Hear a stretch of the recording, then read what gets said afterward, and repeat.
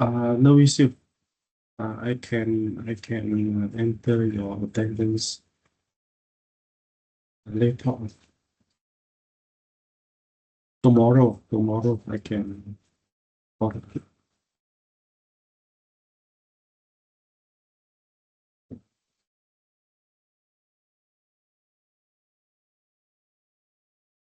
Okay, so let me. Sorry, today this will not coffee.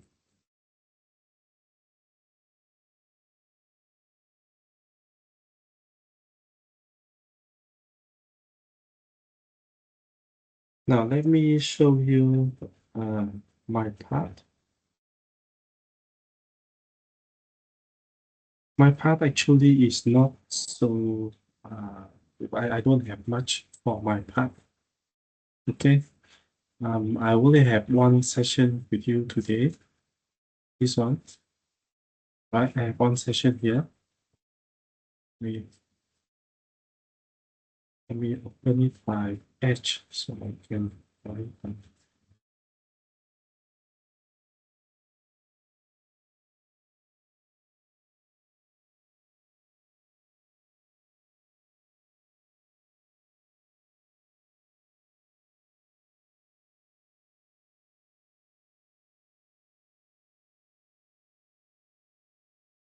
Okay, so for my part, there's only a few lessons, right? Not so many. The main part is for Mr. Chan. So I have here one class, this one. Then when you are back in January, that is where you have the lab test. So this week is a lab test. Okay, and this will lab test. The second group will take turn, right, to have tutorial with me. Then I have a second session. Then for the third session here, we will meet together and we will have a quiz. So this written quiz is basically, can you see, the classwork is 20%, and 5% for all the labs you have done, and 15% for this written quiz. So this one can also help you. So try to do well in this written quiz, right? Okay, the lab test is 15% and the exam is 14%, 40%.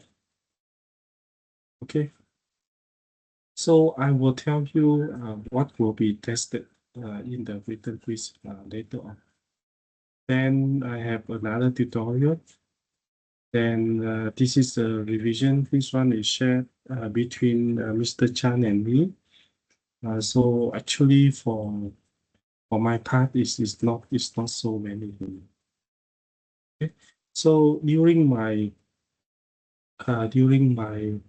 lesson, I will try to, especially the tutorial, I will try to go through with you not just the tutorial questions, but also the passing exam for my part. So the exam basically is 50 mark, 50 mark. So 50 mark coming from Mr. Chan parts and 50 marks coming from mine. So I will try to go through with you a few past year exam for my part. Okay, so try to do well in the written quiz. I think the written quiz can help you a lot because it is 15%. So normally the written quiz here, the mark is quite high.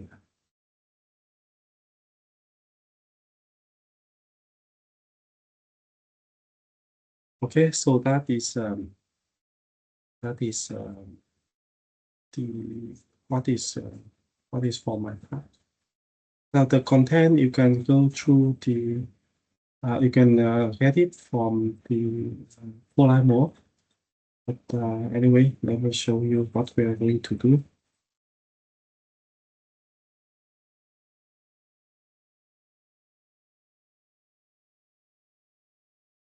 So we will have one big topic on sensor.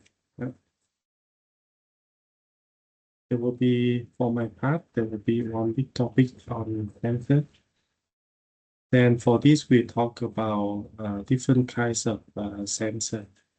Sensors based on a variable, a varying resistance, varying capacitance, and the temperature sensor, right?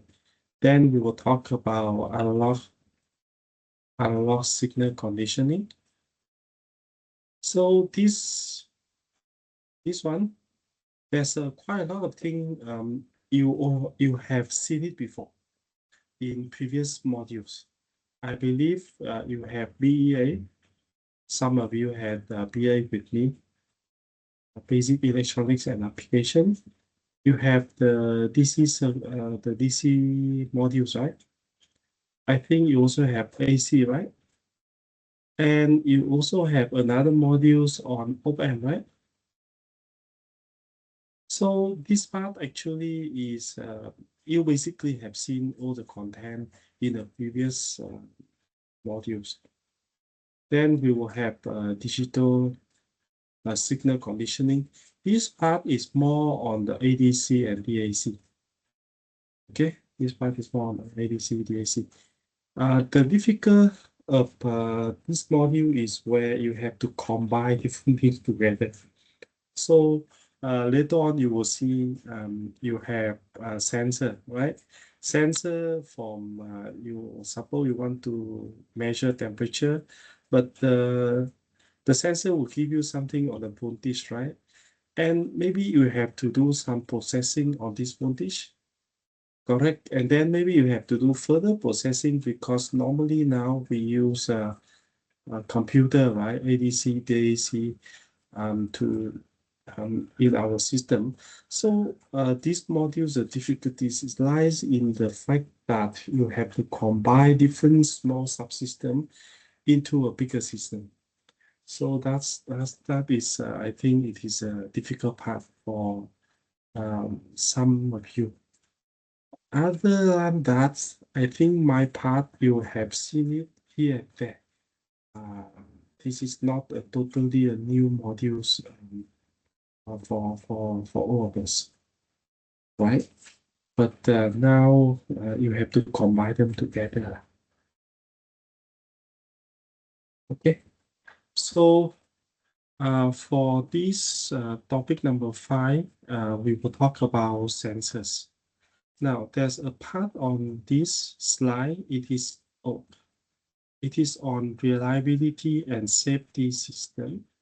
This will be in the written quiz. This is not in the exam. So basically, you can, after the written quiz, you can forget about this part. Okay, you just study this one for the written quiz.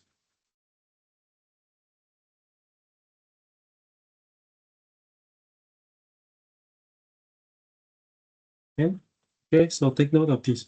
So the quiz will have other thing as well. So when this come to that slide or that portion, I will highlight for you so that you can prepare for the written quiz.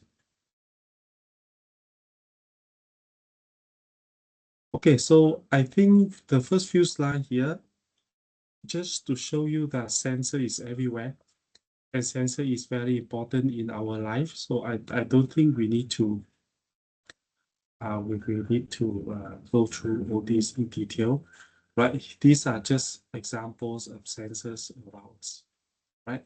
And sensor plays a very important role in our life to do all kinds of measurement.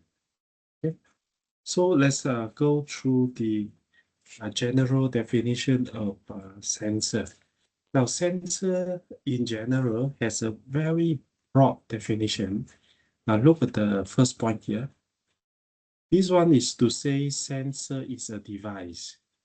It's receive and it's respond to a signal or sometimes called stimulus.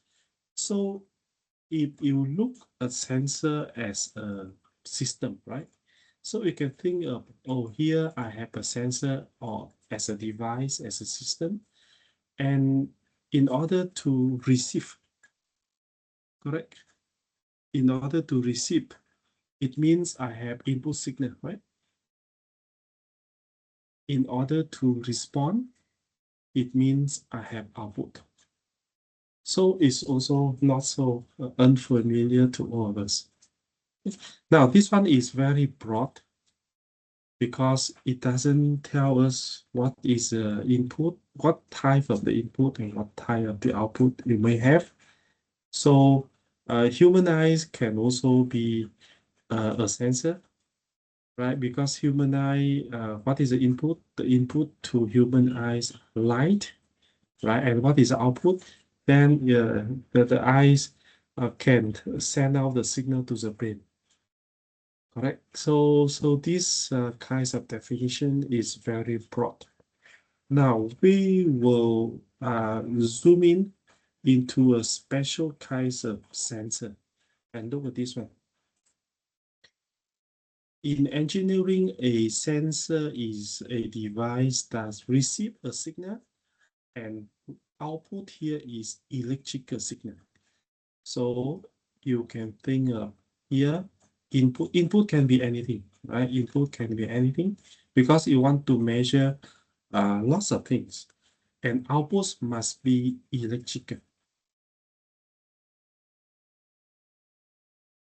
So this is the kinds of sensor we are interested in.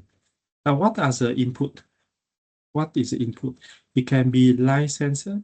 So in our lab, right, what we see, right, in our lab, we have a LDR, the light dependent resistor, right? And you have lights shining on this LDR. It will change the resistance of this LDR. So basically, the output you have here is a varying resistance, right? Okay, but the input is light. Okay, or maybe you want to measure sounds, measure force, and so on and so forth. So the input here is can be many things you want to measure, but the output of the sensor we are considering must be electrical signal. And by the way, electrical signal is not constrained by the voltage or by the current. It can be a varying resistance, right? Varying capacitance, right? They are also considered as electrical signal. Of course, the thing we normally try to get is voltage, because voltage is easy for us to measure. And if you have worked with all sorts of microcontroller, for example, if you have worked with Arduino, you have worked with ESP32, then inside the board, inside Arduino or ESP32 or Arduino, they already have a ADC inside. So if you have a voltage here, then at the output of ADC, you can have a number. So in many microcontroller, you already have ADC, and ADC is designed to work to convert a voltage to a number. So normally we will convert to voltage, and then we will measure it, right? So even for this LDR, even though you have a varying resistance, but you will have, for example, this one is 10K, right? This is the LDR. This is not enough space. So even you have a varying resistance here, but actually you must put it in a circuit, right? So you have a varying resistance, the LDR here, right? And suppose you have 5 ohm here, then you try to measure this voltage, right? This voltage will, for example, in the case of you work with Arduino, or you work with our NI 6009, is go into the pin that you have ADC, right? Okay, so actually this varying resistance, then you have a varying voltage, and this voltage now is captured by this ADC. Okay, so that is a kind of sensor we are interested in. Input can be whatever you want to measure, but output must be electrical signal, and then you may have to design some simple circuit to convert it into voltage. Right. So we will look through example in subsequent slides. Okay, there's a few more keywords you may want to know, so that when you look for something or you read some tutorial, you understand what they are talking about. Okay. Now,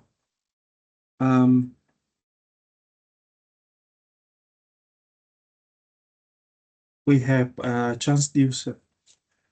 So what is the definition of transducer? Transducer is a device that converts one type of energy to another type of energy. So for example, if you have a loudspeaker can also be considered as a transducer, because you have electrical signal in, and you have a sound out, right? So in a sense, actually transducer is larger than our sensor, right? Because transducer can be one kind of input to another kind of input. The sensor must, the output must be electrical signal. So transducer is broader than sensor, right? Now there's a special kind of transducer that is named actuator. So actuator is converting a electrical signal into non-electrical. So this one is electrical to non-electrical. So the motor is one example of actuator, because you have electrical energy into, and then here you have to rotate some wheel or something, right? That is convert electrical energy to mechanical energy. So that is a concept of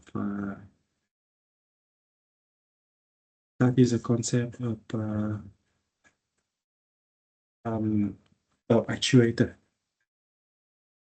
Now there's a direct sensor.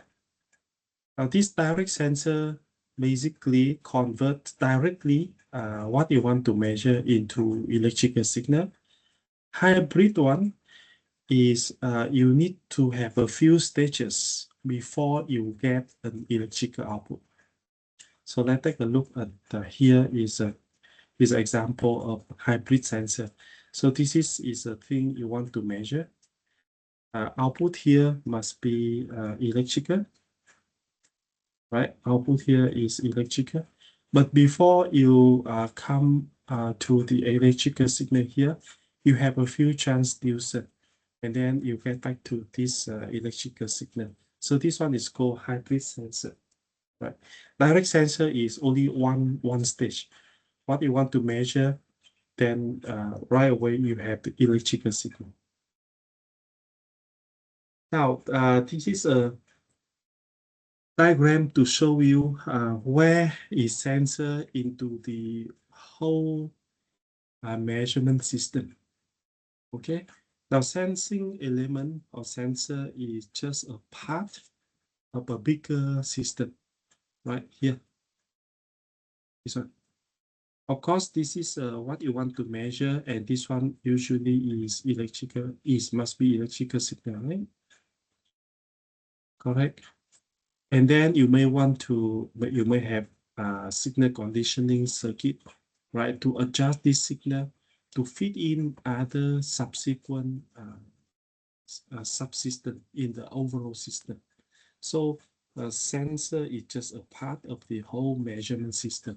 There's other part here as well. Right?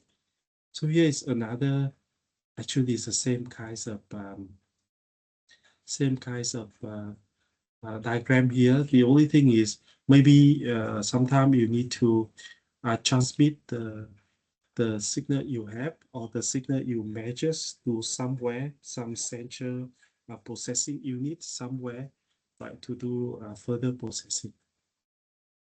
Okay, here's one example, I think nearby our school, where they try to measure the water level in the canal. And this one is a solar panel to power up. They have some antenna here to send the signal out, right? To send the signal somewhere else. Here is also another example where to show this one is to show you the system to measure weight. So can you see this one is to measure weight here, right? So it's go through all kinds of circuit here where you must use strain gauge, and then you must use the bridge circuit, and you have a varying voltage, right, in the range of millivolt, and you have to amplify it, right? Sometimes you need to do filtering as well to remove noise, so that the output here is suitable for this, for example, ADC, right?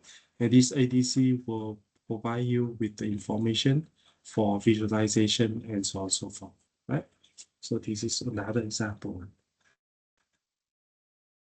Okay, this one is what we have seen in our lab, right? Where we can, instead of having a specific hardware, you may have a virtual instrumentation system to do the same thing, right? So not necessarily the measurement system must be a standalone hardware, but it can also be done by us where we combine hardware and software together.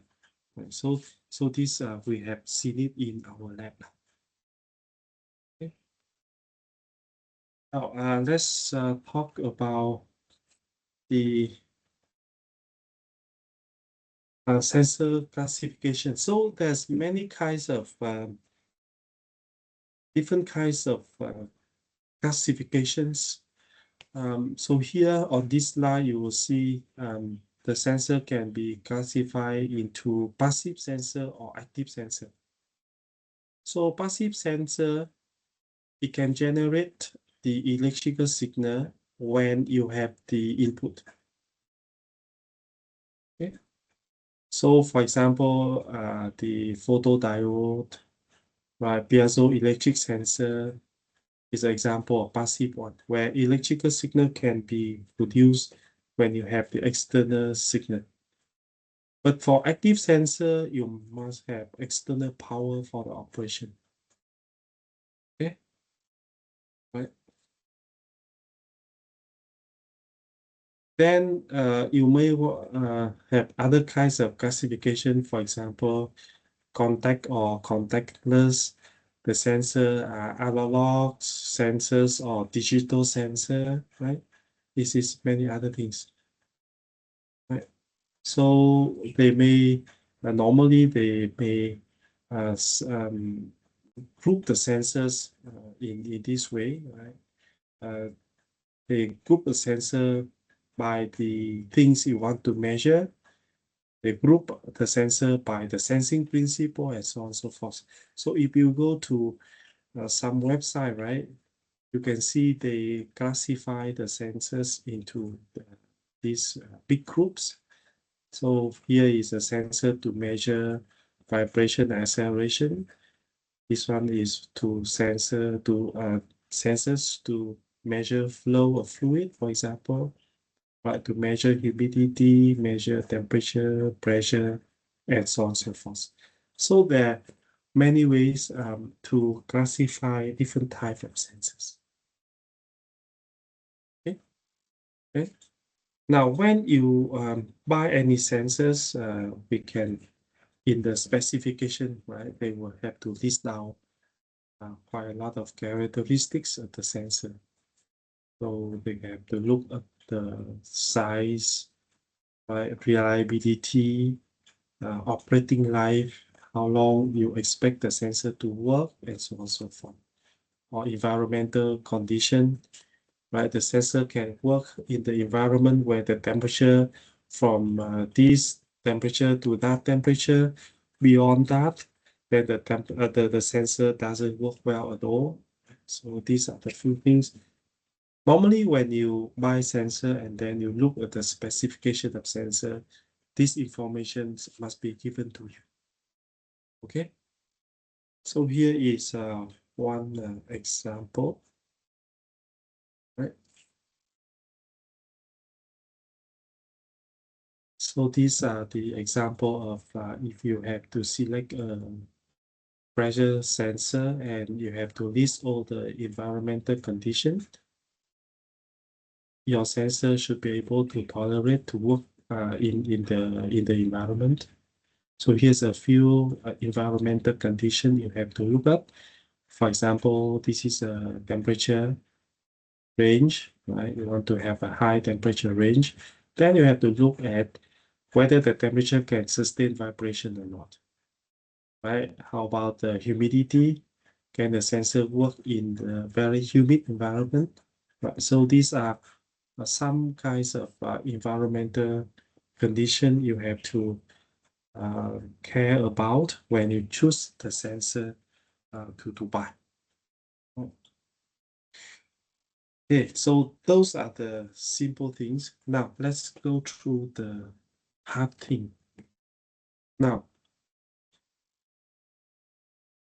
sensors, if you look at sensor as a black box, then the black box has input and output. Of course, input is what you want to measure. It can be temperature, right? Pressure, humidity, flow, right? And so on and so forth, right? The output here for a sensor is electrical, right? Electrical signal. Now, this is what you want. This is what you want. Right? It can be temperature, it can be humidity, it can be flow, and so on and so forth, right? Pressure as well, right? This is what you can measure.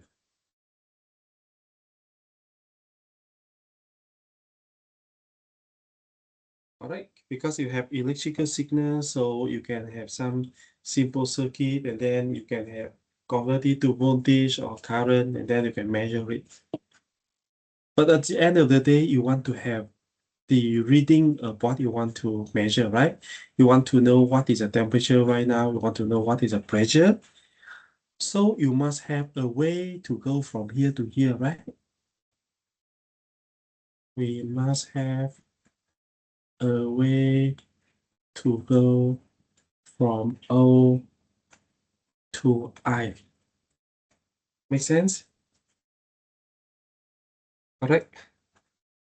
So the relationship between input and output must be given to you. Must be given to you. So when you buy a sensor, the relationship between the input and output must be given to you. Otherwise, you don't know how to use it, right? Okay. Otherwise, you don't know how to use it. So in the lab, you remember we have a sensor to measure temperature, right? And then they say it's 10 millivolt per degree, right? Okay. Right. Per degree Celsius, right? You remember this. So actually, if you can measure the voltage here, you have to go back to determine the temperature. So the thing we have in our lab is you have 1000 times V, then we minus 273.15 to get the degree Celsius, right? Okay, so this is your input, right? Correct. And V here is your output here. So you must know the relationship here, right? To go back to what you want to measure, right? Because what you get is V, but what you want is the temperature, right? So the input and output must be specified for you when you buy a sensor. Now, normally, the input-output relationship of a sensor can be given in the form of tables, a form of graph, form of mathematical equation. So this is a most convenient one. This can be the most convenient one. Because if you have an equation to relate I and O, then when you have O, you can determine I. Right? When you have O, you can determine I. Because if you have a mathematical equation.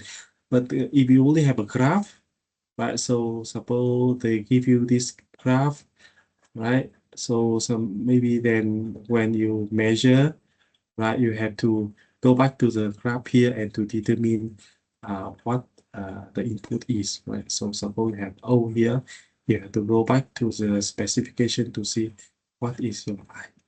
So if you have a mathematical equation, it's quite simple for you to do all sorts of now suppose you have a equation, you can use coding, right, to write code for microprocessor, and it's become very convenient, right? Or sometimes they given you in the form of table. So this one is they do all sorts of very precise measurement, and here is I and O, right? And they give you, for example, if I is 1, what is O? I is 2, what is O? I is 3, what is O? And now the problems comes. The problem comes is because suppose the O you have is between this O and this O. So for example, here I have O1, O2. The problem is suppose from the measurement you have, right? You have something between O1 and O2. Then how you can map to the input you want, right? So then it's involved many kinds of approximation, mathematical approximation, right? It can be uh, interpolation, right? So you can have a linear interpolation, piecewise interpolation, polynomial interpolation. So quite a lot of mathematical tools here. Okay. Now, so how people come up with this kind of transfer function? Normally, you have to do a lot of experiment. So the manufacturer must do a lot of experiment to see what is the input, what is the output, right? Sometimes they even have to do lots of measurement under different conditions. Like if it is in the room temperature of 25 degrees Celsius, then what is the behavior of input and output? When you increase the temperature or you lower the temperature, then what is the behavior of input and output? So a lot of measurement. Now, once you have the measurement, then you can try to make use of mathematical tools, right, to come up with the an equation to relate input and output together. Okay, right? So you can look at all the measurement points you have, and you will see which function can be used to fit your sensor. So here's a few examples. Now, suppose you look at this point, 1, 2, 3, 4. So this is the input and this is the output, right? And these are the points you can measure, right? Black dot indicate experimental data points. And if you look here, you see, the measurement here seem to suggest that the input-output relationship should be a straight line, right? Should be a straight line. Now, I hope you still remember for straight line in your O level, they normally write this form: y equal mx plus c. Right, so m is a slope. This one is a slope or tangent. This one is a y-intercept. So here's a few examples for you in case you already forget. So for example, if I have y equal x plus 1. So in this case, my slope is 1, right? My slope is 1 and c is also 1. So how to draw a line? We just need two numbers. So for example, when x is 0, y should be 1, right? And when x is 1, y should be 2. So it should be this point and this point, right? Okay. So actually, if you need to draw a um if you are given a straight line like this, to draw the straight line, you just need to specify 2 points. In the reverse way, right? If you are given 2 points, you can have a formula for a straight line, right? So from here, you can try to fit a line that close to all the points. And once you have this line, you can have an equation of output in terms of input. Right? So O can be equal to B times A. Take note that B and A must be determined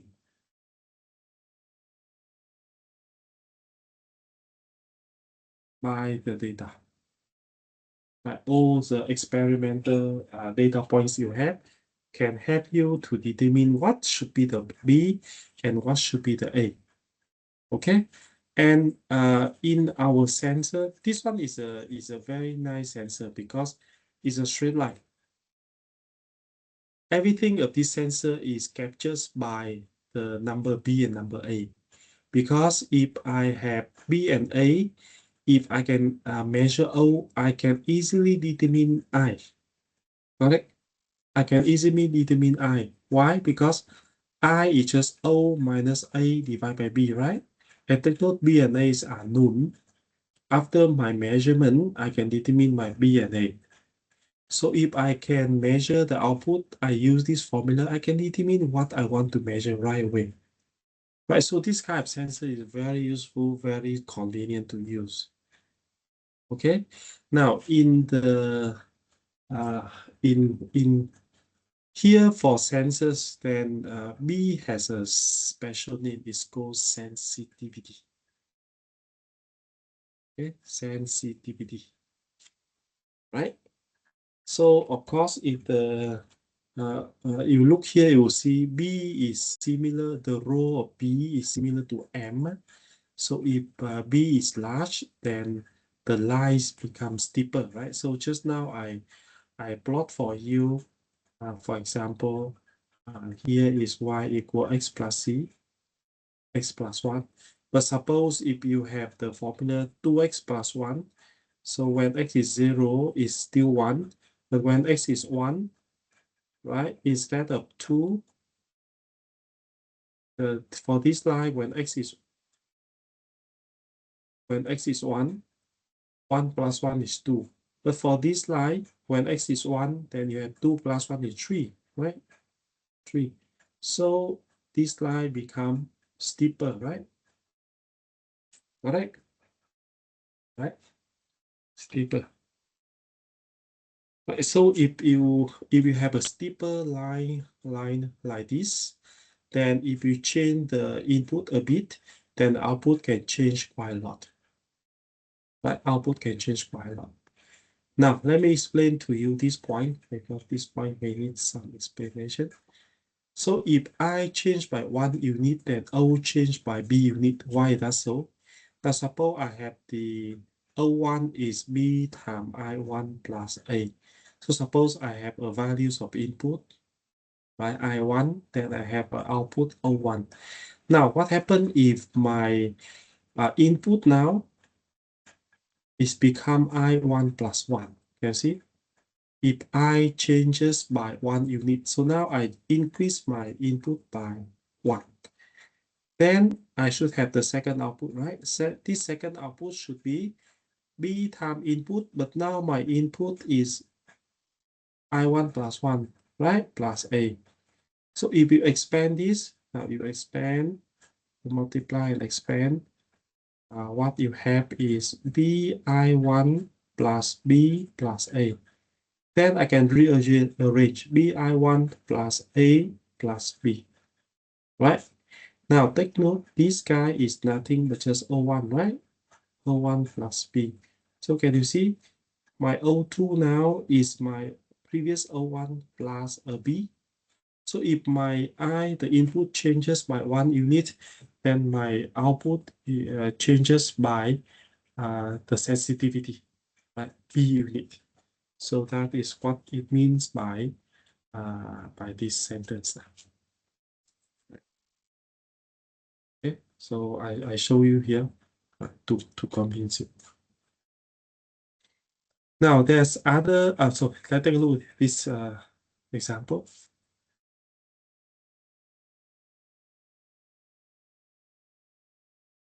So here you have a sensor whereby what you want to measure is temperature. The output is R. The temperature is 20 degrees Celsius to 120 degrees Celsius. When it is 20, right, you have R here is 100 ohm. When it is 120, you have 180 ohm, right? So that is how you can visualize it, right? Here T is R. And because they say this is a linear relationship, so because it's linear relationship, I can write as this way. R equal MT plus RO, right? Or if you want, you can have like BT plus A also can, doesn't matter, right? In this case, your B is M, your A is R0, doesn't matter. So we have two equations, right? So when input is 20 degrees Celsius, then the output is 100 ohm. So we have 20 M plus R0 is 100 ohm. When the input is 120 degrees Celsius, the output is 180 ohms. So you have here this equation. Now from here, how to come up with this is quite simple. If you take number 2 minus number 1, so on the left hand side, agree it is 180 minus 120, right? On the right hand side, R0, they cancel each other. Now you have 120 M, you minus the 20 M, right? So you see 120 M minus 20 M. So on the left hand side, you have 60. On the right hand side, you have 100 M. So from here, M should be 60 over 100. And 60 over 100. Okay. Oh, sorry. This one is 100 ohm. 180 minus 100 ohm. This one 80. So you have 80 over 100. You should have 0.8. Correct. What is the unit? Right. The input is degrees Celsius. The output is ohm. So it should be ohm over degrees Celsius. Now, once you have M, right? Once you have M, you can sub M equal to 0.8 into 1, for example. So from there, you can see 100 equal 20 times 0.8 plus R0, right? From here, you should have R0 is 84 ohm. So when the temperature is 0 degrees Celsius, the output resistance should be 84. Okay, should be 84. So this is one example.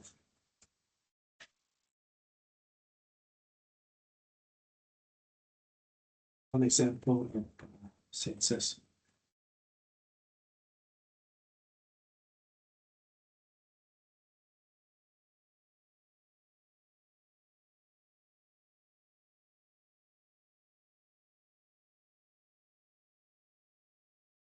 Okay.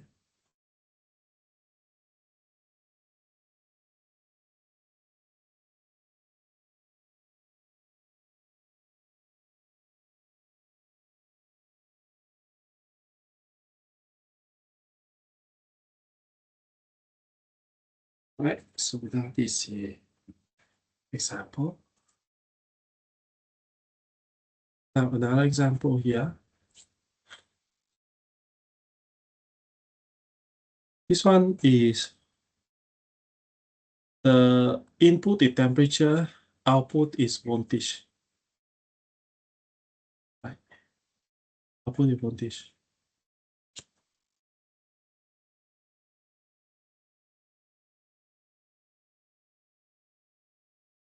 And for every degree Celsius, you have 5 millivolt out.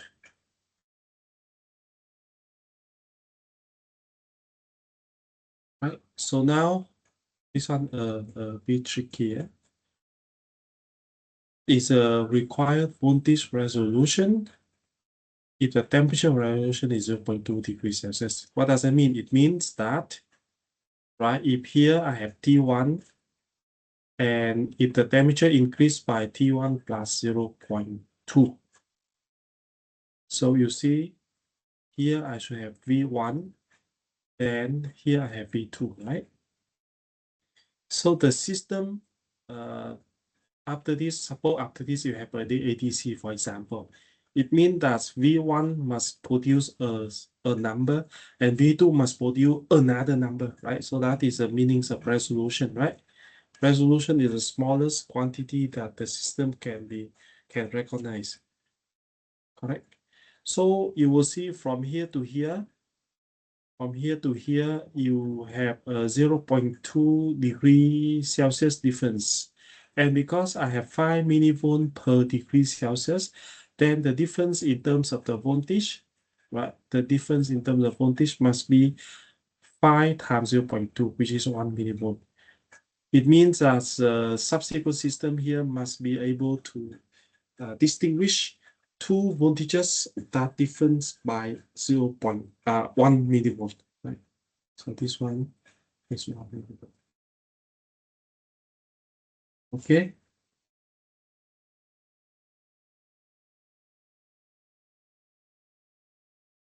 Okay. So that is some example. And let's do example 3 and then we can have a break. Okay, so here's another example. You have also a temperature sensor whereby input is temperature, output is voltage, and you have 22.4 millivolt for 1 degree Celsius. And if the measures is 412 millivolt, what is the temperature? So this is the simple examples of a linear system, right? V is 22.4 times T, right? And of course, V is in millivolt and T is degrees Celsius. So now if V is given, what is T? So if V is given, which is 412 millivolt, and what is T? You just take 412 divided by 22.4, right? So T is V divided by 22.4. So this is nothing but here. Correct. So from here, you can have the values of 14, about 14.4 degrees Celsius. Right. So the kinds of linear transfer function is very simple, very convenient to use. Okay. So maybe we stop here, then I will show you the QR code again for you to scan.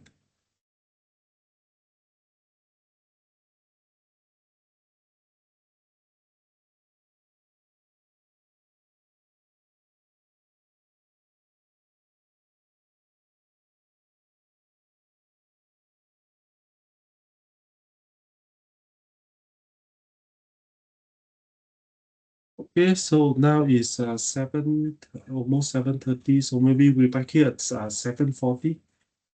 Okay.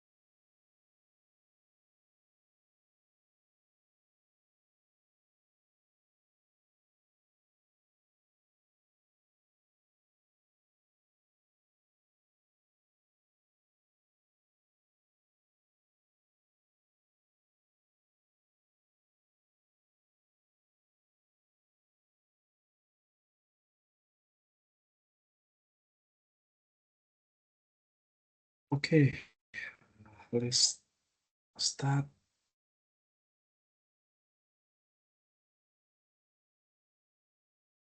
Okay, so that is another example.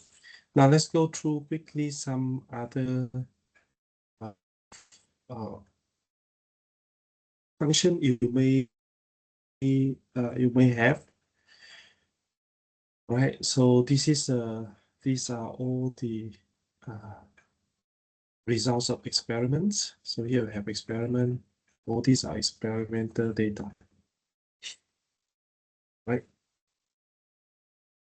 And this one is look like a ln function. So O is A plus B times ln I. And once you have O, you can get I back by using this formula, right? I is e to the power O minus A divided by B.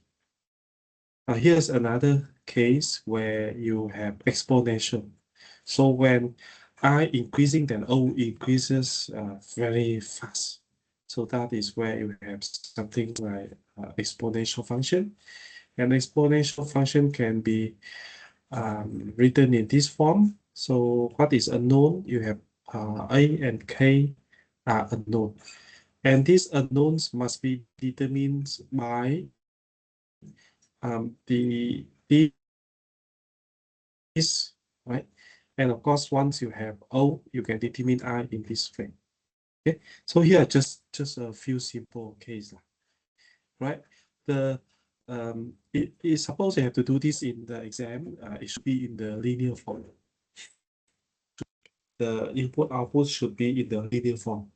So during tutorial, I may show you some examples from past year exam where you have to convert from one range to another range, right? So suppose this one is small from 0 or from -1 to 2 volt, but this one I want to have from 0 to 10 volt, for example. Then I need to change from one range to another range. Then I can use a straight line, right? And then I can implement a circuit here, right, to realize the transformation I want. So if it is in the exam, then it should be this way, okay? Straight line, linear case, right? So here is just some example to show you there's beside the straight line, you may have other things as well. Okay, so that's what I want to say. Now let's talk about performance characteristics of sensor. So we have statics or dynamic one. And for sensor, then when you buy any sensor in the specification, they will show you all these kind of thing. So let's get into the detail of a few important characteristics here of sensors. Now range is very easy to understand. It will tell you, right, what is the from where to where you can measure your input, and for the output, what is the minimum values of output and what is the maximum values of output it may have, right? So that is a range, right? So for example, from here to here is the input range.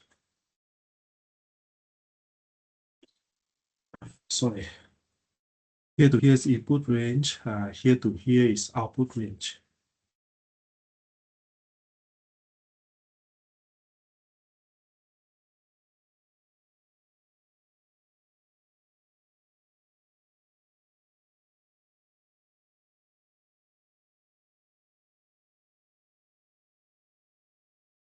Right, so this one is ranges.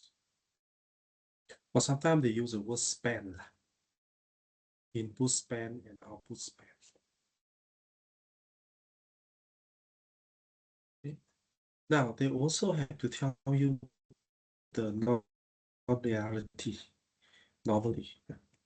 So the non-linearity is to show you the error if you use a straight line as an approximation. So imagine you have here is input, right? Here is output. This one input, this one output. This is a real line. The real line to show you input and output. And imagine that if you use a straight line, so this one is here, the approximation, right? Then what is a error here? So this is error L. So that is the difference between the real transfer function and the approximated straight line. Okay. So normally they will give you in the terms of percentage of span. So for example, this L is how many percent of the whole range. It may also give you information about the environmental effect, right? Because under different working environmental condition, the input-output line may shift, right? So here is the example is called zero bridge. Right, so by right, when the input is zero, output is here. This is output. But due to the different environmental condition, right, it may shift here or it may shift here. So this one is zero drift, right? So at zero, you have a drift of the output. Another case is called sensitivity drift. So this one is a change in sensitivity. By the way, what is sensitivity? B O is BI plus A, right? So B is sensitivity, right? This B is sensitivity. So I already show you, for example, here and here. This one B is large, but this one B is small. Okay, so now look, this is the ideal. This one is the ideal one, right? It has a slope, right? But this one, the slope is higher, right? Is it? The slope increase or sensitivity increase, right? Sensitivity increase. But for this line, the sensitivity reduce, right?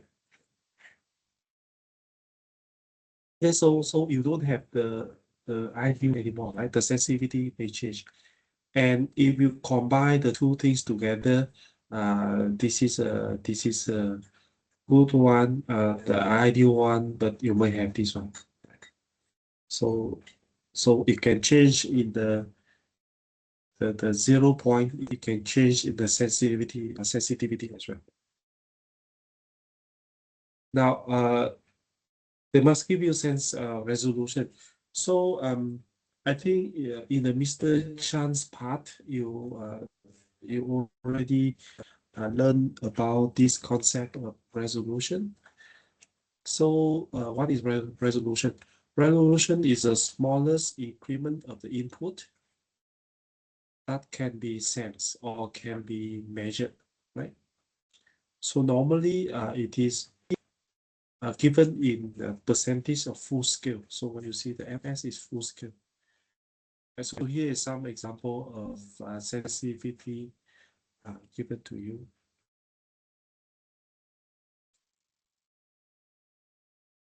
So the smallest increment in the input. So it's same like this case. Yeah. So because in here I can distinguish two values of voltage with a difference of 1 millivolt, and this is due to the 0.2 difference in terms of temperature, right? So 0.2 is a temperature resolution. So that is now this one you may not have seen before. It's called hysteresis. Now some is the behavior is not like one line only. Now look at this line. the line here at the bottom. The arrow is here.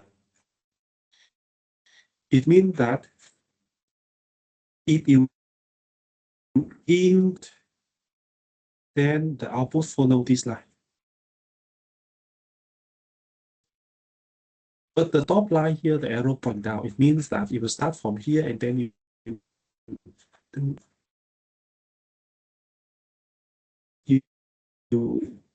Sir, cannot hear you. When you increase the input and you, yes, Cannot hear you clearly.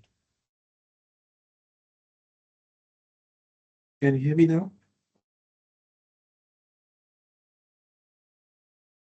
Yes. Can you hear me? Yeah.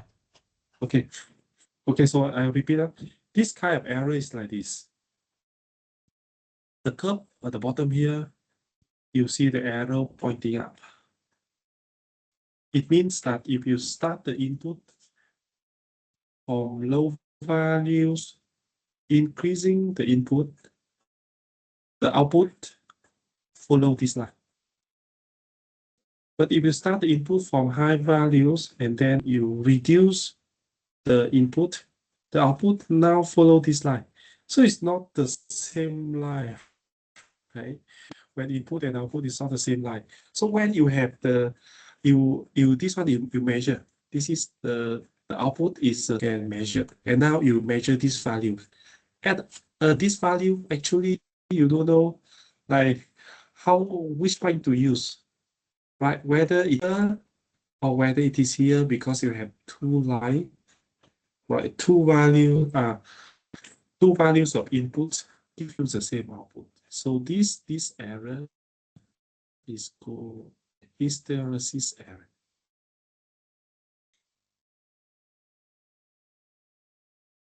Accuracy, I think for this accuracy, normally for accuracy, they are given in terms of error. They are given in terms of error. It means that accuracy now is given in terms of inaccuracy. So here's some example. I think here example. Some of this part, I believe you already is already mentioned in Mr. Chan's part. So you have two transducer, and the inaccuracy is plus minus 1% of the full scale.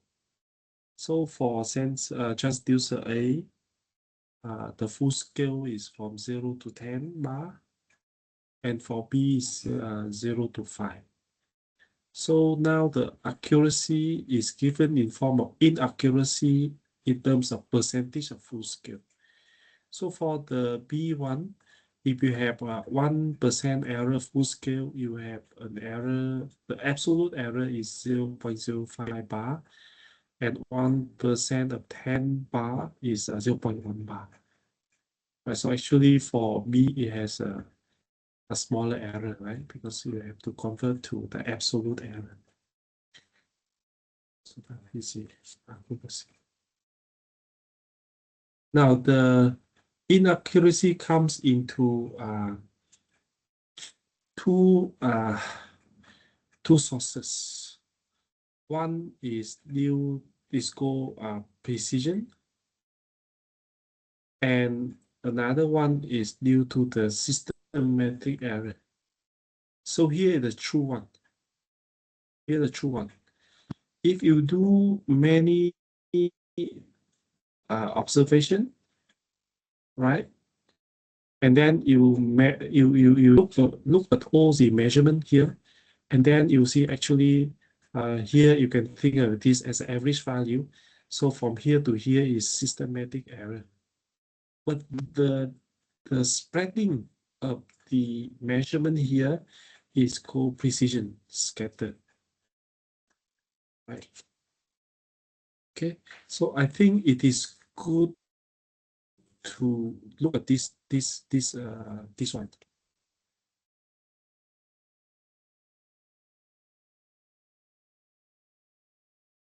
It's very precise. because you do many measurement and the measurement are very close to each other. So this one is your measurement is very precise, but is it accurate? It is not accurate because the real one is here. So we still have a systematic error here. Now for this one, when you do different measurement, the results are all over places. That means your measurement is not precise. And also it's not accurate at all because they jump over the point. Now, this is a case where your measurement is precise because all the measurements are very consistent, right? And it is close to the true value, so it's accurate. So accurate and precise have a different meanings. Precise means your measurements are consistent. But accurate means your measurement is close to the real values or not. That is accurate. The precise is about the consistency of your measurement. I think this also mentioned in Dr. Chan's or Mr. Chan's option.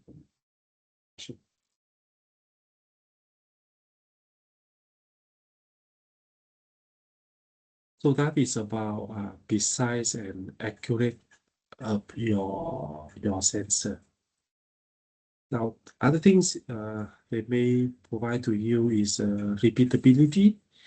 So it means that whether your sensor is consistent or not, or you have a batch of sensors, then whether different sensors have the same input output or not, right? So this is a case where you have the same sensor, you run two tests, different in terms of the values of different runs, right?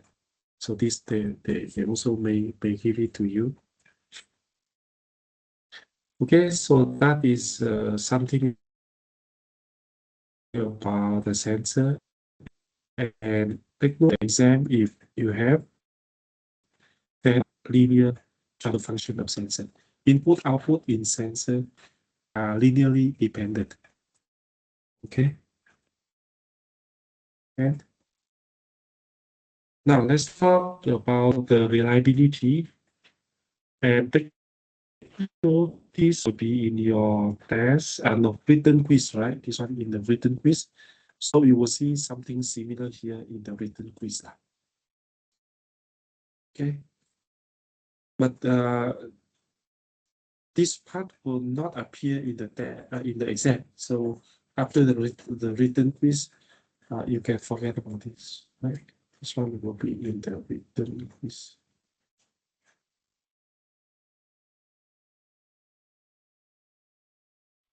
So what is reliability? And by the way, if you have reliability, you should have unreliability. Very important point to take note. The reliability and the unreliability is when you sum them up, it should be, and they depends on the time, because the longer you use, right, maybe the sensor qualities become worse, then the reliability drops. It means that the unreliability will increase, right? So here you have the sum. Now the reliability RT is defined as this is a long one, but then we have a mathematical model for this reliability. So we will look at the probability later on. So the reliability is defined as the probability, right? Sensor will operate at the level of performance over a specific period of time, subject to specific environmental condition. So for example, you have here is a pressure. Suppose you have a sensor, then you looking at a duration of 1 year. You're looking at the working temperature at 20 degrees Celsius, right? At 1 bar, so it's a normal. It's like in the room. and you are looking at the accuracy of plus and minus 1%. Then for this, under this condition, what is the probability you satisfy this condition? Right, so you look at all these constraints. So this is a level of performance, accuracy plus minus 1%. Environmental condition is here. This is duration, this is temperature, this is pressure. And you look at the probability that the sensor satisfy all this. Okay. But luckily for us, we have a modeling for this probability.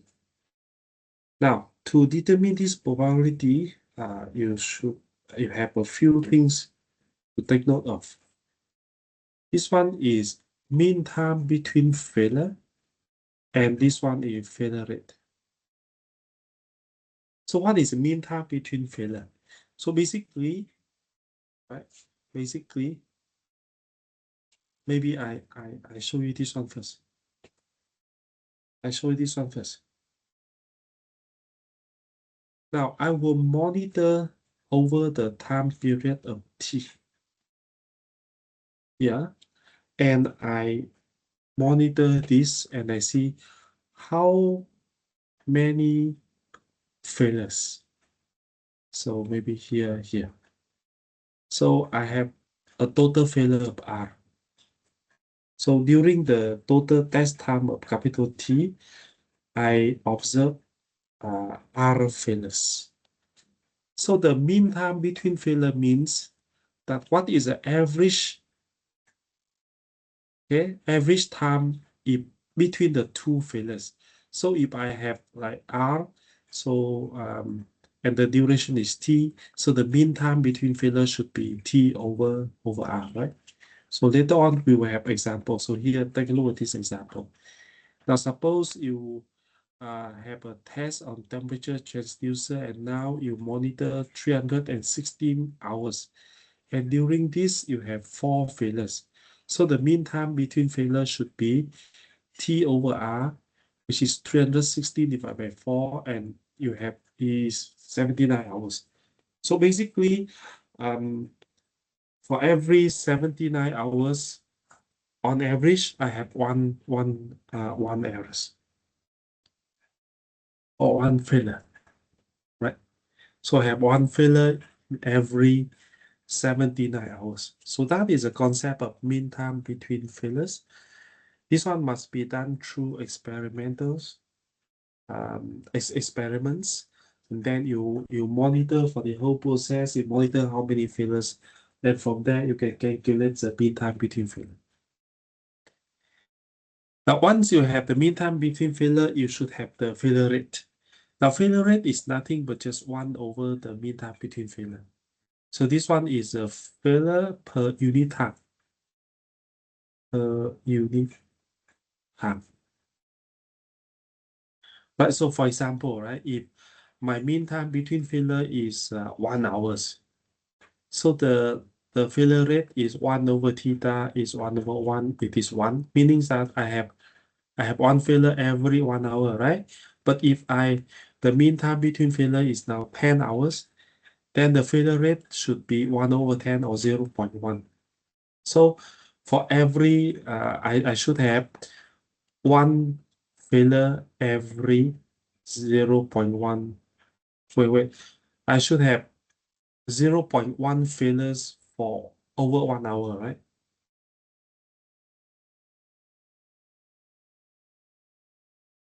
Per 1 hour, right?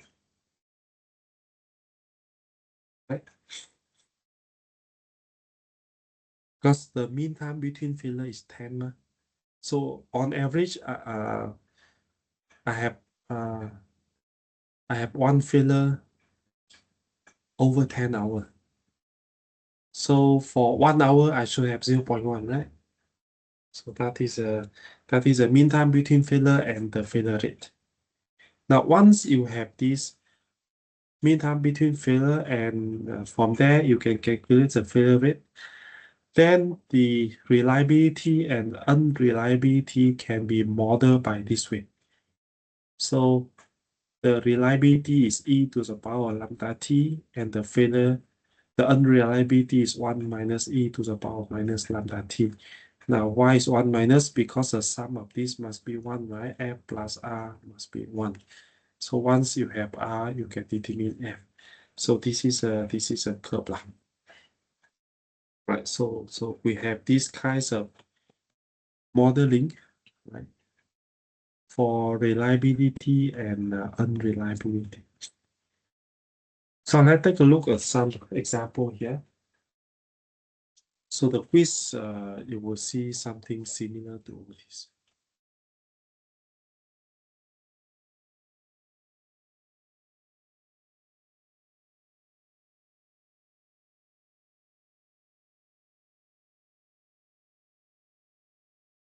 Now,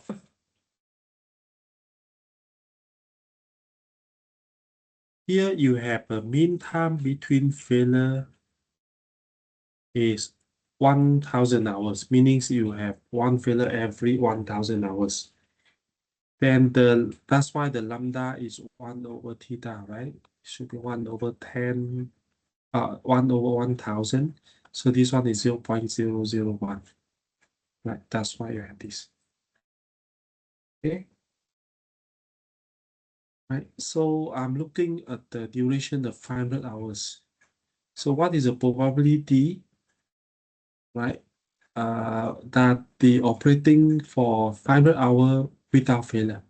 So if you sub into the formula, right, you have the RT is e to power lambda t. So if you e to power minus lambda is 0.001 and your t is 500. So this one should be e to the power of minus 0.1, right? So if you have calculator, you can sub it in here, you have 0.5. So e to the power minus 0.5, if you have calculator with you, you should have this value. So there's a probability of about 61% that during the 500 hours, you don't have failure.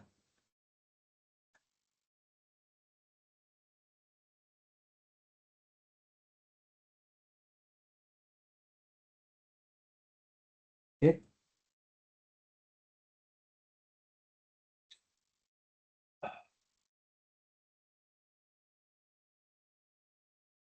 Right. Now, you may have mean time between cycle as well, because sometimes it's a whole cycle. It's not like you monitor the time anymore, but it's the whole the system must run through the whole cycle, and then you monitor then like how many failure,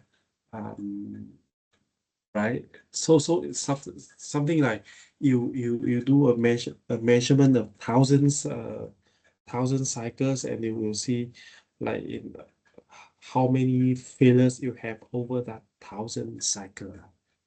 So if you have the mean time between failure, you mean time between cycle, right? You can also change into the, instead of t, then you have the c, which is a cycle. So here's a simple example, right? So this one is mean cycle between failure is 15,000 cycle. So it means that you do the measurement, you run 15,000 on average. After every 15,000 cycle, you have one failure.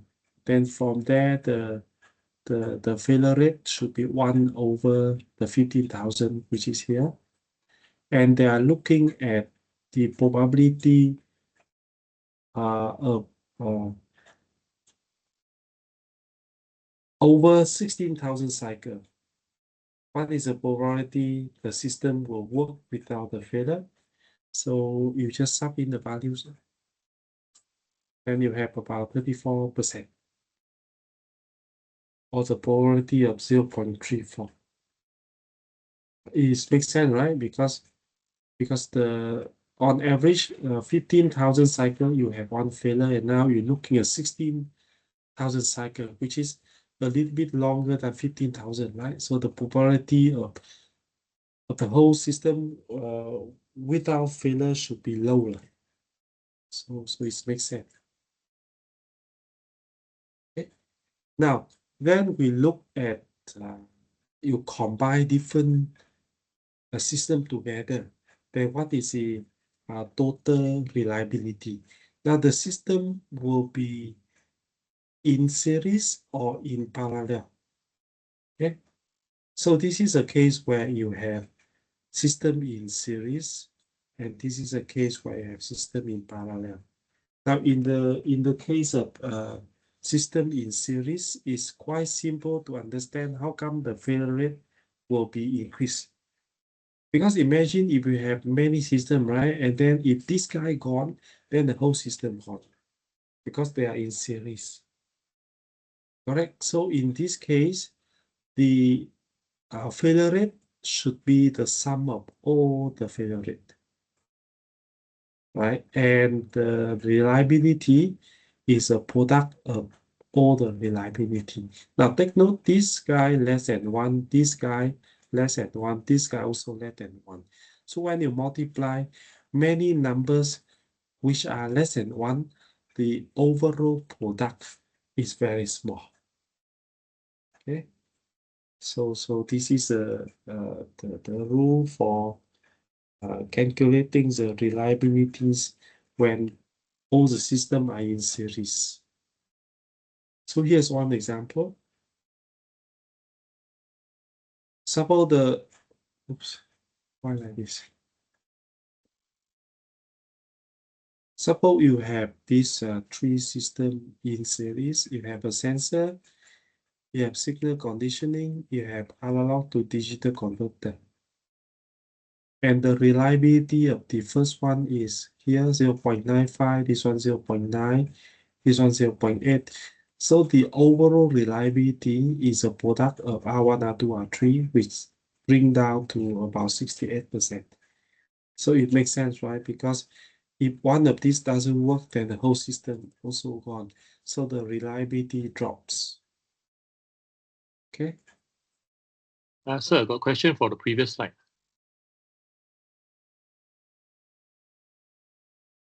Yeah. Why can't go up?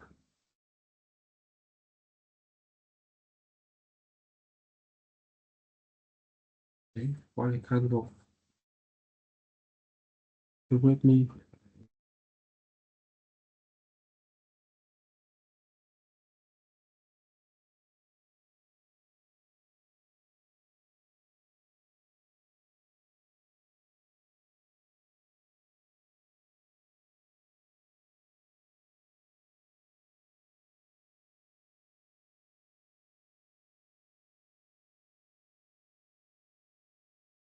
This one is it? Yes, sir. You say the reliability total, right? Total system reliability. No, the failure rate is total. So if you have R is E lambda, right? Lambda T, right? So now the total, the failure rate is sum of everything. So we have lambda 1. I just take a look at 2 lambda plus lambda 2t. This one is E lambda 1t plus lambda 2t. And based on the law of the exponential function is lambda 1t, E lambda 2t. And this is R1 times R2. Okay, I'm talking about the reliability RS lah. So the value of RS is less than 0 and greater than 1. No. Between 0 and 1. Yeah, but probability is the way you between write 0 your and 1. yeah, but the way you write your No, equation is what I say is this you look one at less than 1, this one less than 1, this one less than 1, this one less than 1. So when you have many values less than 1, you multiply together, the total reliability even smaller. That's Yeah, what I the want to next say. line, if you look at the next line, the way you write it is RS is actually less than 1, less than 0 and greater than 1. It is 0.6 ma, so how come this 0.6 is less than 1? Sorry, 0.6 is between 1 and 0, right?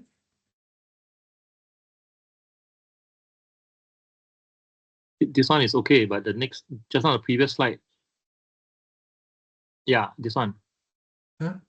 You see where RS equals to Oh, okay. Sorry. 0, 1.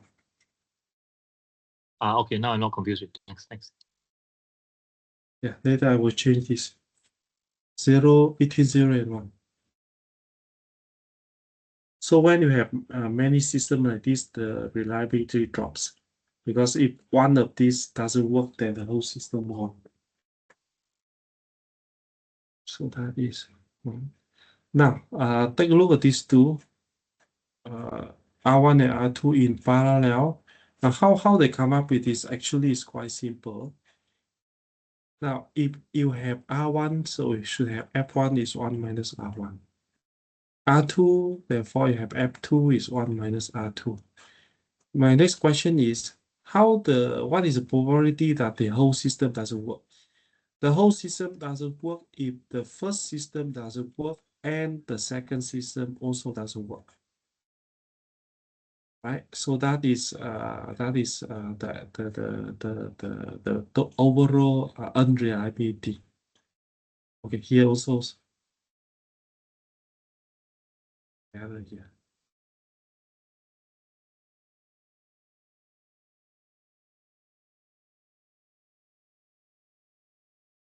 So the whole system doesn't work if R1 the first system fail, the second system fail, and this is the probability of the first system fail. This is the probability the second system fail. Now when you expand, you should have 1 minus R2 minus R1 plus R1 R2. If you want to find the R, it should be 1 minus F. So if 1 minus R2 minus R1 plus R1 R2, then what you have is 1 minus 1, right? Expand plus R1 plus R2, then you minus R1 R2. Then 1 and 1 gone, so you have here, you get here. Okay, so this is how you have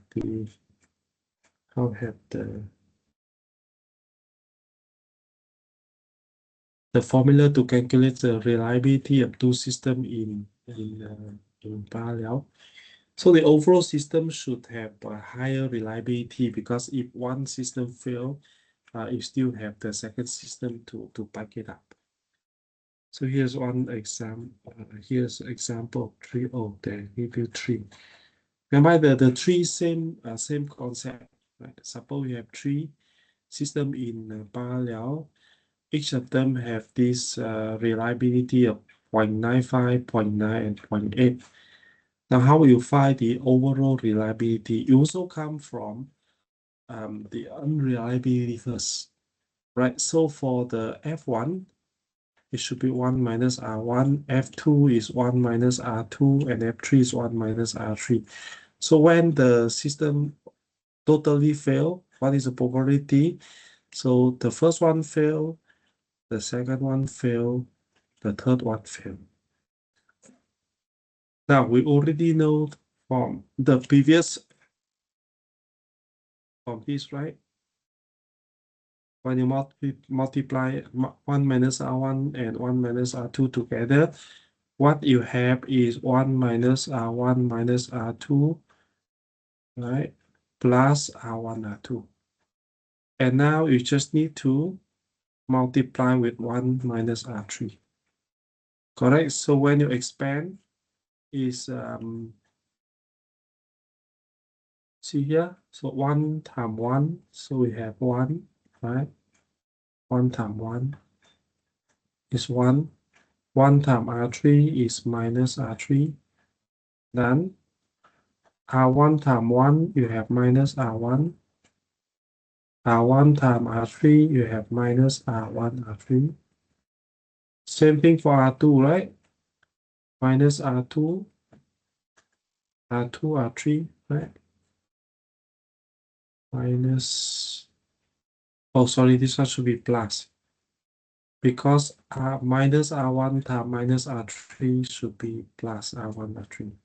Then minus R2 times minus R3 should be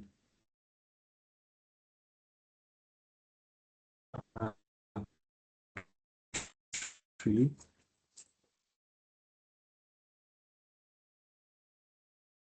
Oops. Then here you have R1, R2, right? And here you have minus R1, R2, R3. Right? So this is your F lah. So if you take 1 minus F, which is your R, R is 1 minus F. So imagine if you have 1 minus the whole thing here, this should be the formula you have, right? So because 1 minus, so R3 become plus, R1 become plus, R2 become plus, so it's here. Here is a plus R1, R3 should become minus R1, R3, right? Plus R2, R3 should become minus R2, R3, right? Plus R1, R2 here should become minus. And here you have minus, then it become plus because you minus 1 minus. So if you sub everything in, you will see the whole system now, the reliability is like 100% because you have a three system in series. So it's one fail, you still have other two. Two fails, you still have the last one. Okay, so that is some simple example of reliability when you have multiple systems connected to each other. Then you have the reliability from the between failure or the mean cycle between failure.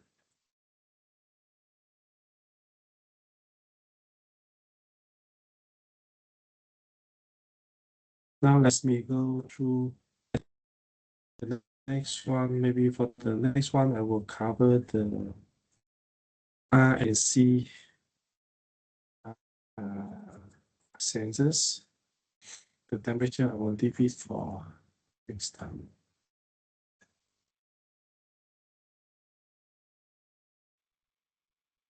For specific kinds of sensors, then we were looking at variable resistance sensor, variable capacitance sensor, and we look at how they can measure temperature. So these are very popular kinds of sensors. We have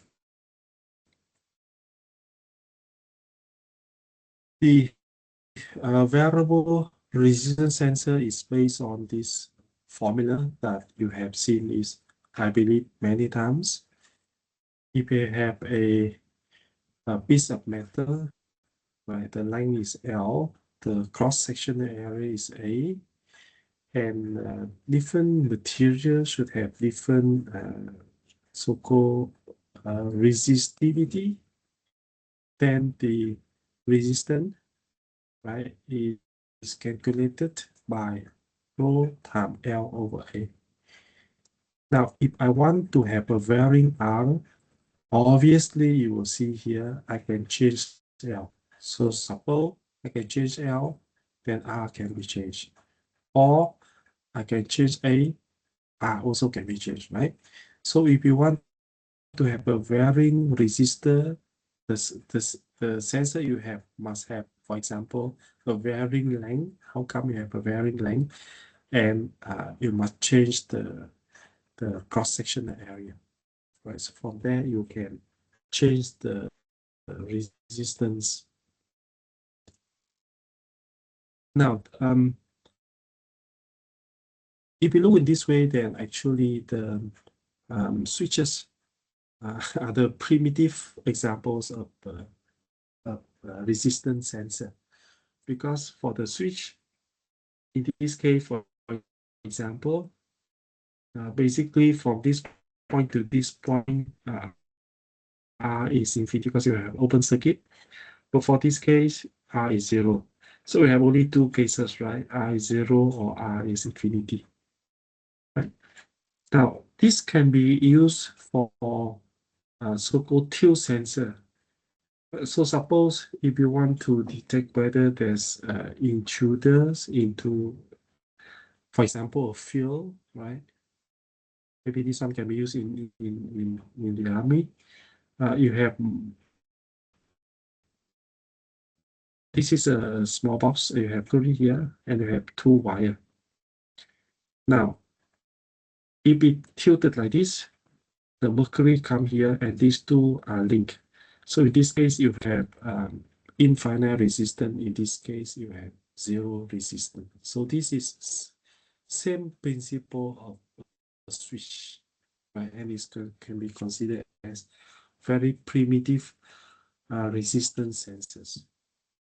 The popular resistance sensors you have is potentiometer or pots, right? You may have linear pots where you have a piece of metal and you have a wiper can move up down. Right, so when you have these kinds of pots, basically you have a two resistor R1 and R2 in series, right? R1 and R2 in series.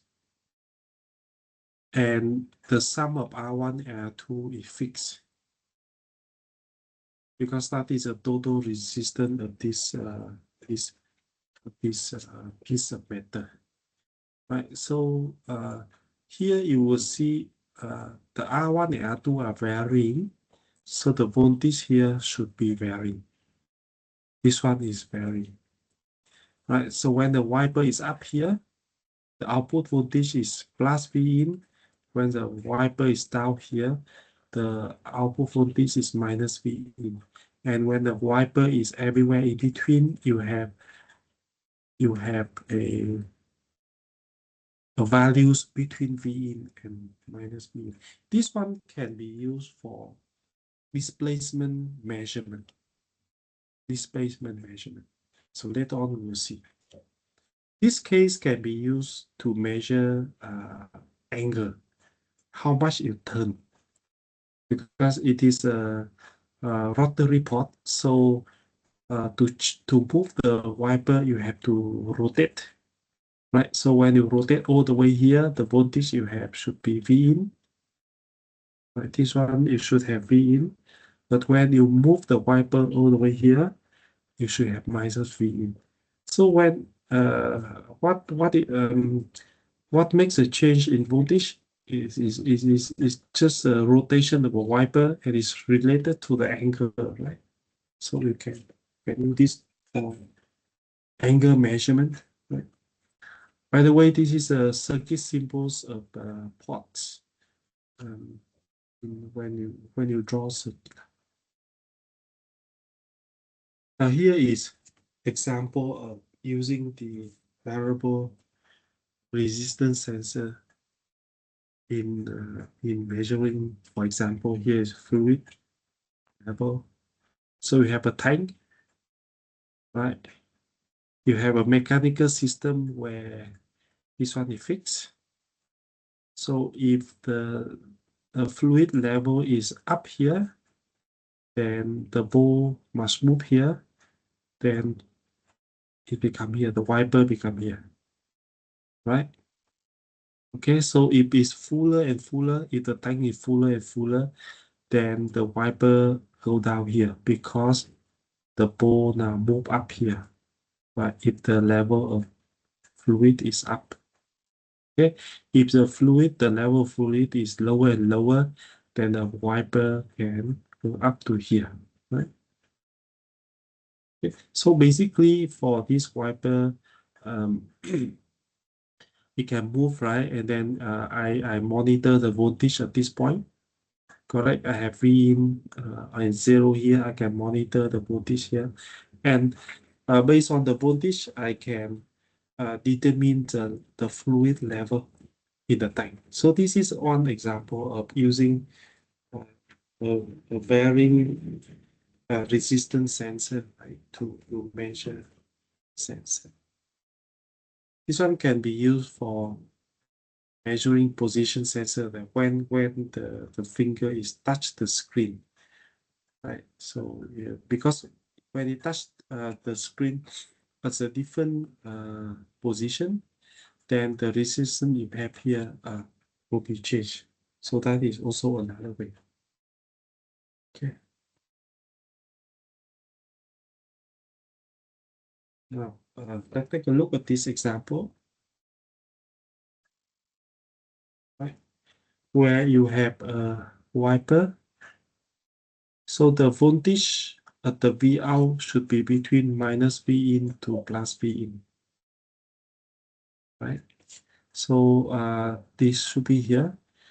Now imagine that this is your, suppose here is you consider as 0 degree. This one is 0 degree. So up to here is 180 degree, right? Correct. Now, so the wiper can move from here to maximum here only. Something here. So it cannot cover the whole 360.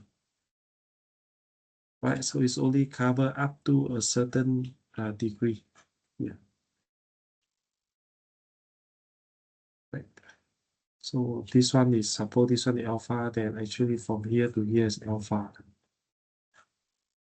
Here to here is alpha. Right. Of course, you cannot measure from this alpha to 360 because the wiper up to here is stopped already. Okay. So based on the voltage at the point V out, I can measure how much I have turned the knob. So this is an example of measuring the angle. Now this is an example of using the potentiometer to measure displacement. So let me show you here. Now imagine, suppose you start from here, here consider as 0 displacement.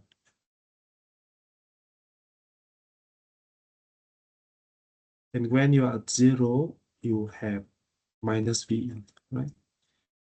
Okay. So you can think of this as the system here somehow linked to the wiper. So when the system moves, then the wiper also moves. Here. Right, so when the system is up here, then because it's linked to the wiper, right? So the wiper is here. So at this point, the voltage you have, V out is 0. Sorry, minus V in, and we consider at this point the displacement is 0. So what is the max displacement? The max displacement when the system is here, right? The wiper is here, and the voltage you have is plus. Now, why this one is staircase like this? Very simple, because here is the wire, right? So it cannot be smooth because you should jump from one wire to the next, right? And there's a period where you still on the same wire. The touching point between the wiper and the wire here. So that's why it has a bit of staircase. But at the end of the day, you will see, right? You want to measure something which is a displacement, but what you get is a voltage, right? So still the same. is a concept of sensor. Here is what you want to measure, displacement. And the output is electrical signal, in this case, a voltage. Right? So this is a input, this is output, and now you can think of this as, see here, here is input, here is output, and now the input output is given in form of the graph, right? So if you have the input, so if you can measure the output, you can determine what is the input. So it's the same as a theory we have seen. Now this one, I think I will go through it when we have we go through the past year exam. This should be easier. I think you have seen this in Mr. Chan's portion as well. So this is a kind of sensor to measure force, because if you apply force here, you can change the length of the sensor. Right, so when you change the length, then it changes the resistance. So I will go through this part when we go through the tutorial questions and also the passing exam. So when you have the real circuit, the real system, then it's easier to explain. Right? Okay, so this one I will go through later on. And normally when you use strain gauge, then it will be in this kind of bridge system. So we will have example, we will have partial exam on this one. So I will come back to this. Now how about the variable capacitance sensor? This kind of sensor, the principle is based on a change in the capacitance. How to change capacitance? Now look at the formula here. This one is fixed, right? Because this one is the absolute permittivity is fixed already. So there's three things you can change here, or here, here. Right? So if you can change one of these, then you have a variable capacitance. So let's take a look at, for example, this is one a theory how to do it. Now look at this. This example of where you can also use a variable capacitance to measure displacement. So remember, so suppose you have a mechanical system, right? And then it can move, right? It can move. Right? And then this mechanical system, you link it with the dielectric material. This one is dielectric. So for this sensor, basically I change epsilon r. Right? I change epsilon r because if my mechanical system move up and down, then the epsilon r between these two plates are changing, right? The area doesn't change. The distance doesn't change, but I change the epsilon r. I change how much the dielectric piece here, the piece of dielectric material occupies the space between the two plates. This one is also the same, right? I can use the mechanical system linked to one plate here, and then it can move, right? So in this case, the in between here it doesn't change, but I change the A. I change A because when it's moved, when this plate move up and move right and left, the overlapping area is changing. So this A is changing. Or this particular case where the mechanical system is linked to one plate of the capacitors, then when it's moved, then I can change the C. So in this case where I change the distance between the two. Okay.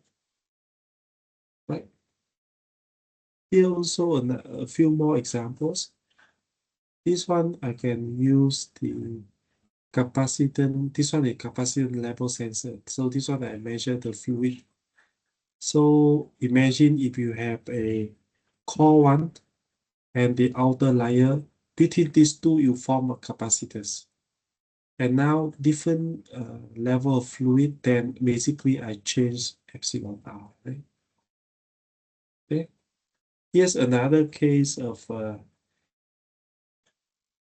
measuring this displacement, because the mechanical system is now linked to a plate here, and this plate can move in between. So when I move in between like this, I change the distance, right? When I change the distance, then the two capacitance I have are changing, right?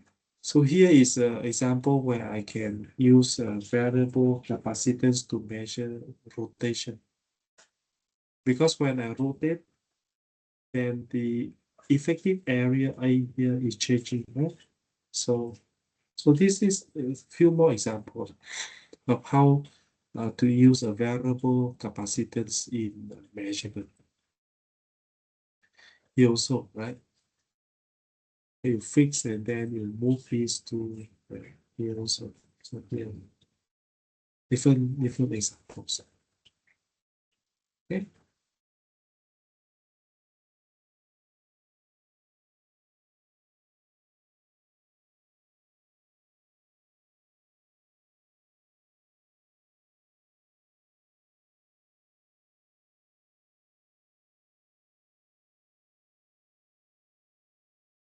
Now this is to show you a system where if you make it in form of circuit, sorry, in form of sensor, you're trying to measure the displacement, and the output you have here is VAB.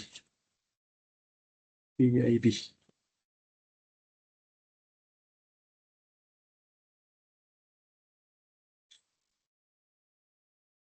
So if you can analyze this circuit, then when it's come to string bridge circuit, it will be quite easy. Now, because there are capacitors, so I have to use a AC source. And for this AC source, of course, I can have, suppose this is a ground. For example, here I can say it's a ground. So VA should be the voltage across the R2. And suppose I choose R1 and R2 as the same, so VA should be half of VE. So this one is done, right? This one is done. Now look, if the plate here is can move, this plate can move, then from this the top plate, okay, the top plate here and the middle plate here, I form C1, and the middle one and the bottom one form for me C2. So in a sense, I have C1 and C2 like this, right? Okay, this one I have VE. This point is my point B. Right, this one considered as my ground. Okay, so I think you learned in the AC modules. The impedance of capacitor is 1 over J omega C. So the formula for J of C1, so together with C1, you have J of V of C1 and C of C2. So this is the impedance of the first capacitor. This is the impedance of the second capacitor. So the impedances are calculated by 1 over J omega C. So you have 1 over J omega C1, and you have 1 over J omega C2. The problem now is how you have C1 and C2. You can apply the formula for C is epsilon 0 epsilon R A over D. Now A doesn't change, right? A doesn't change. A doesn't change. But D will change. Right? So imagine, right, in normally you have from here to here is D, from here to here is D. So they are balanced, right? Now, if this guy move up by x, so the distance from the first and the second place is reduced. It's become d minus x. But the distance from the second and the third plates are increased by x. So the distance now here become d plus x. Right, so I think it's quite easy to understand how come C1 and C2 is like this. Okay, so let me make it bigger, like this. So normally is here, here, and here. So here you have V, here you have V. Right, so here doesn't change. But now this one move up here. And is moved by x. So if that is the case, then from here to here should be d minus x. But from here to here should be e plus x. Okay. Okay. So the distance between the two plates of C1 is reduced. The distance between the two plates of C2s are increased. So the C1 and C2 can be written in this way. So it's just a little bit difficult in handling all the items here because it's a bit complicated. Now, so again, right, here is your VE, here is your Z1, here's your Z2, here's your ground, and here's your VB. So if you apply the voltage divider rule, right, you should have the VB like this. Okay. The impedance of C2 over the total impedance. But the impedance is 1 over j omega, right? So let me show you here. So this one is 1 over j omega C2 over 1 over j omega C1 plus 1 over j omega C2. So how to get to here? Basically, I multiply this one with j omega, then the whole thing here, I also multiply with j omega. So this, can you see, j omega gone, right? So I'm left with 1 over C2. So here's 1 over C2 lah. Then when I multiply j omega into here, I should have 1 over C1 plus 1 over C2. Now how to come to here?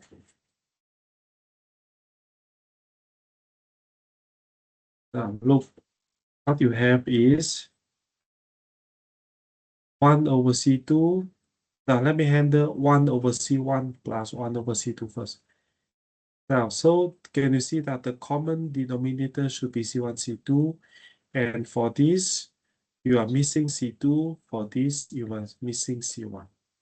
So basically, you can have this. Now, look at Sir. this. Yes. Sir, we know these two page in our Plymouth. Huh? 23 and 24, we know these two page. You have this, but you don't have this and this. Yes. Until How about 21. this one? You have this one or not? This one is have. Yeah. Why? Yeah. You see, Okay. after 21 is 49 and 50. Okay. Wait. Why? Yeah. No, this. Some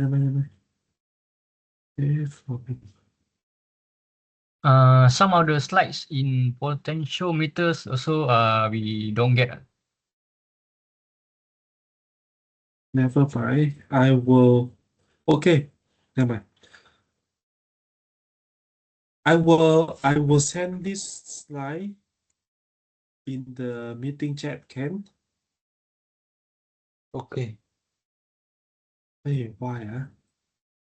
I thought I correct the error already. After 21, we become to 2049. Page Okay, 29. okay. 49. No, see. So you follow first. Then I will upload this one. Okay. Okay, so I will keep this. Let me see. I should keep this one. Okay. I should keep this one. Okay, now so take a look at this. 1 over C2 divided by this, right? So what you can say is 1 over C2 divided by this C2 plus C1 over C1, C2. So when you divide, basically you multiply with the inverse. So you have C2, C1, C2, then here C1 plus C2. Then you see here C1 gone, C1 gone. So we have C2 over C1 plus C2. Now that exactly here. Okay, I will keep this one.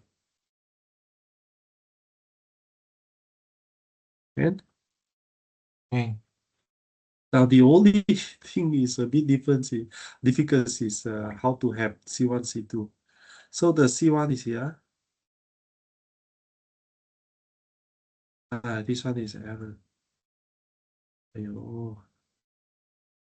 Because C1 is D minus X, right? This one is D minus X. C2 is D plus X. So here is C1, here is C1 plus C2. So take note that this epsilon 0, epsilon r, and a are the same. So I just forget all about all these constant one, right? So I have 1 over d minus x over 1 minus d minus x plus 1 over d plus x, this one. Now, look at this. From here to come to here, you have two different denominators. The common denominators can be multiplied these two together. So for the first denominator here, you should multiply with e plus x. So we have it here. The second one here, you should multiply with e minus x. So we have it here. But take note, x and x gone, right? So basically you have 2d, right? Now, so take note of this. 1 over d minus x divided by 2d, right? Because here I have 2d over d minus x and d plus x. So I do the same. 1d minus x multiply with the inverse. So here d minus x, d plus x divided by 2d. Now, you look here, you will see this guy and this guy gone, correct? So the result you have is d plus x over 2d. Now it's exactly here. So that is your VB, right? That's your VB. Take note that d is fixed, right? D is fixed at the beginning, right? D, here 1d, here 1d, so d is fixed. V also fixed. What it changed is x. So you have, this is your VA, which is half of VE, and VB just now, right, is D plus X divided by 2D VE. So VAB is VA minus VB, right? So let me do slowly for you. So you have A,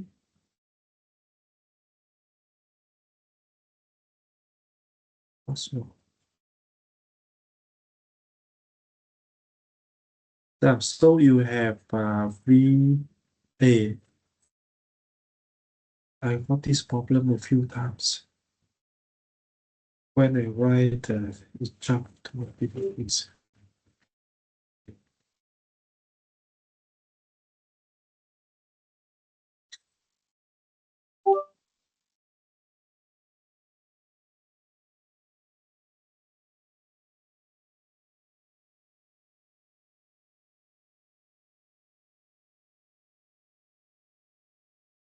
So what you see is VE in Y.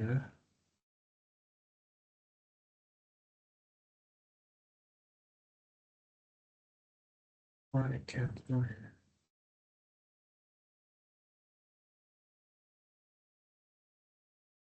So VE over 2 minus D plus X over D, right? VE over 2, right? So here you still have 2D, right? Yeah, 2D. Here 2D. So now you have B over 2 as a common factor. What is left here is 1 minus D plus X over D. But you have 1, you can think of 1 over 1 is what? So the denominator here should be D. The common denominator should be D. And what you have here, missing here is D minus D plus X. V over 2. And this one should be V over 2 times. Now look, D minus X, right? D gone, so we have minus X over D. Correct?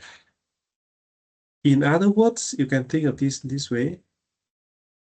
Minus VE over 2D times X. This one is a VAB. So you'll see, right? We've gone through a not so difficult, but long and tedious process, just to show you that what you want to measure is X, and what you have is VAB. And so this is your input. This is your output. And your output is calculated by something, right? It's like Kx, right? K times X. And your K is nothing but here, right? So this one is your sensitivity now. Right? So when X is 0, says there's no movement, then the VAB is 0 because the bridge is balanced, right? But when I change X, then the VAB will be changed. So this is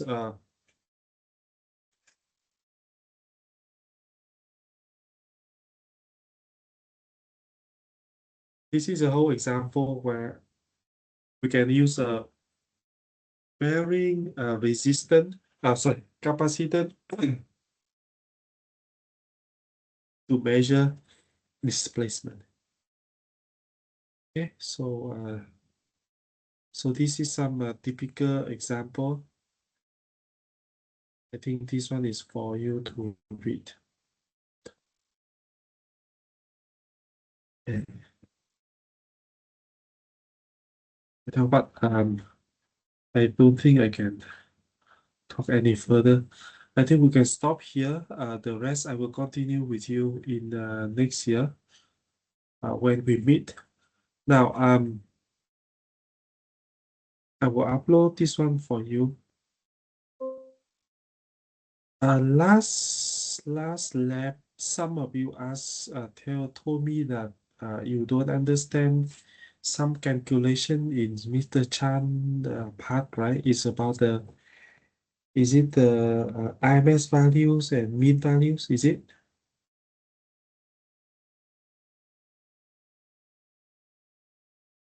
Yes. Okay, let me help you with that.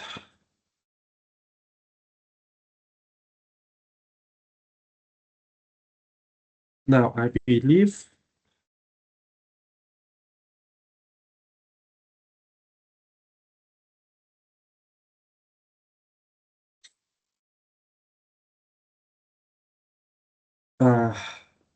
is it something like he asked you to, he has this one, and then he asks you to find the IMS, is it? Yes. Okay. Who had BEA with me? Yeah, Anyone of you? me. I think most of us. Do you remember this tutorial? I don't know, tutorial something. You have this one. 0, 1 is 1. Something here is value here. And then when I teach you the IMS, I have to draw this the square one. The square. And then I ask you to say, oh, because you don't know how to calculate the area, so I try to approximate by using the triangle. Remember? Yes. Remember. But this one is he asks you to calculate it using the formula. So Yeah, it's pure integration. okay, do you have the values of some points here so I can use numbers to help you? Otherwise, I have to use some fake value. So suppose this one is 0. This VPIC one, 2 volts. VPIC is 2 volts and then 25 hertz. this one is big 2 volt. So this one 1 volt, is it? No, VPIC is 2 volts and 25 Okay, hertz. so suppose this one 2. Okay, to make it easy for you, I call this one VO. Is that okay? Okay. Make it as general as possible.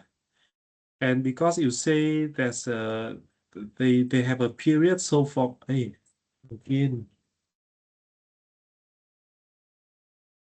they say that you have just now you say you have a period of 20 hertz or something, right?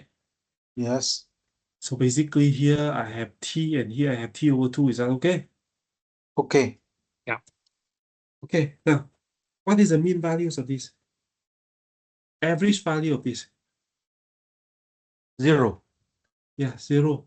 Why? Because as we learned from BEA, average, basically the average is the area above, right? Yes. Minus the area below, right?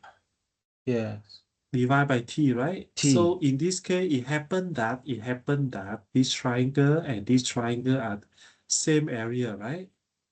Yes. So the top part here has plus, the bottom area here has negative value. So when you add them up like this, then it becomes 0. Is that okay? Yeah. Okay. And okay, now a bit difficult is here. If I square this function, this one is VT. Remember the IMS value is the IMS value. Why? I can't write. Can you see my screen or not? Can. The RMS. Why is always jump?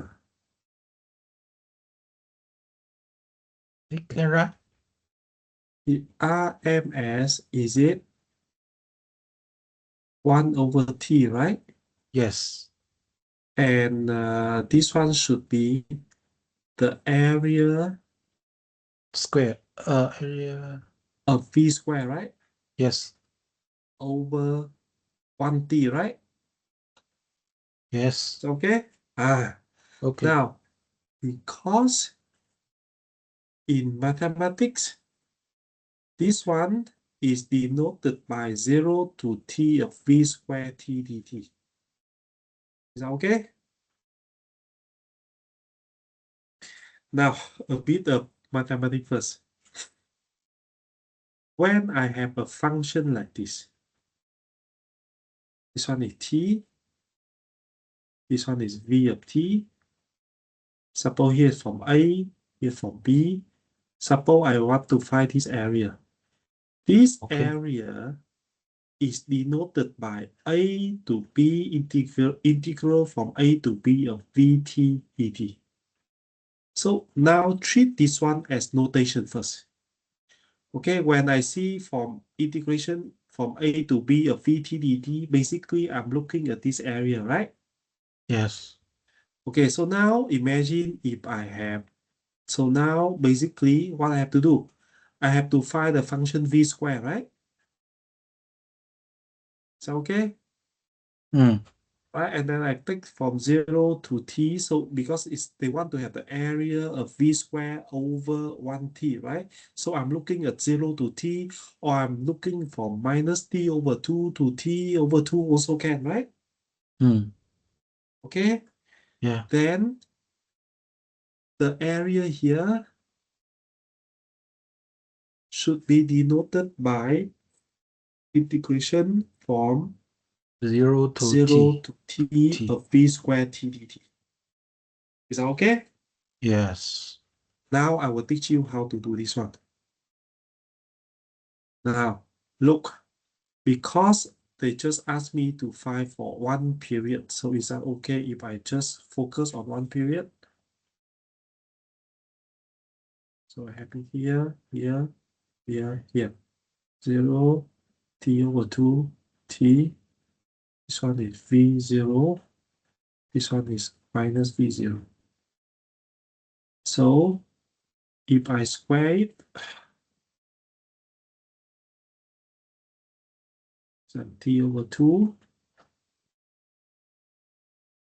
T. this one is t, right? Mm. Right? Yes. So this one's still 0, right? Yes. 0, 0. How about this one? T. Still 0, right? Huh? This 0. one? Still 0, right? 0. But how about the big V0. square ma?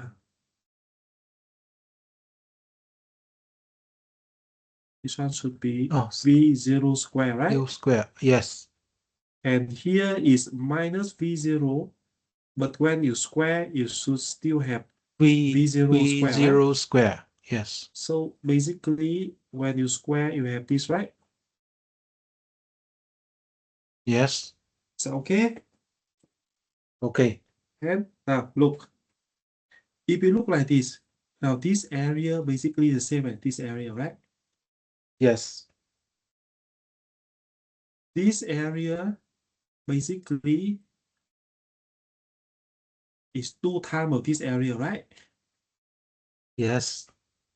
So actually, if you want to calculate the total area like this, you just need to find this area only, right? And then you multiply with 4, right? Yes. Agree? Agree. Now, so the problem come here. What is the formula of this line? That Y is equals the mx. problem. Yeah.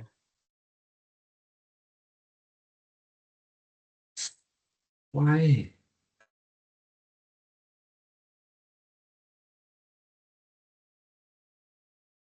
Now, of course, you can write like this. I teach you. Y, normally Y equal mx plus c, right? Yes. Okay. So you have two unknown m and c. Now look here. Here you have 1 point, right? Mm. Okay. Now take v t plus c. Now at this point, what is t? 0. 0. M times 0 plus c. At this point, what is v? 0. 0. From here, can you see that c is 0? C 0. Right? Yes. That's one. That's one. Another point. Look at this point. This one is it t over 4? Yes. So now I have v is mt, right? Now, when small t is t over 4, what is v? V0.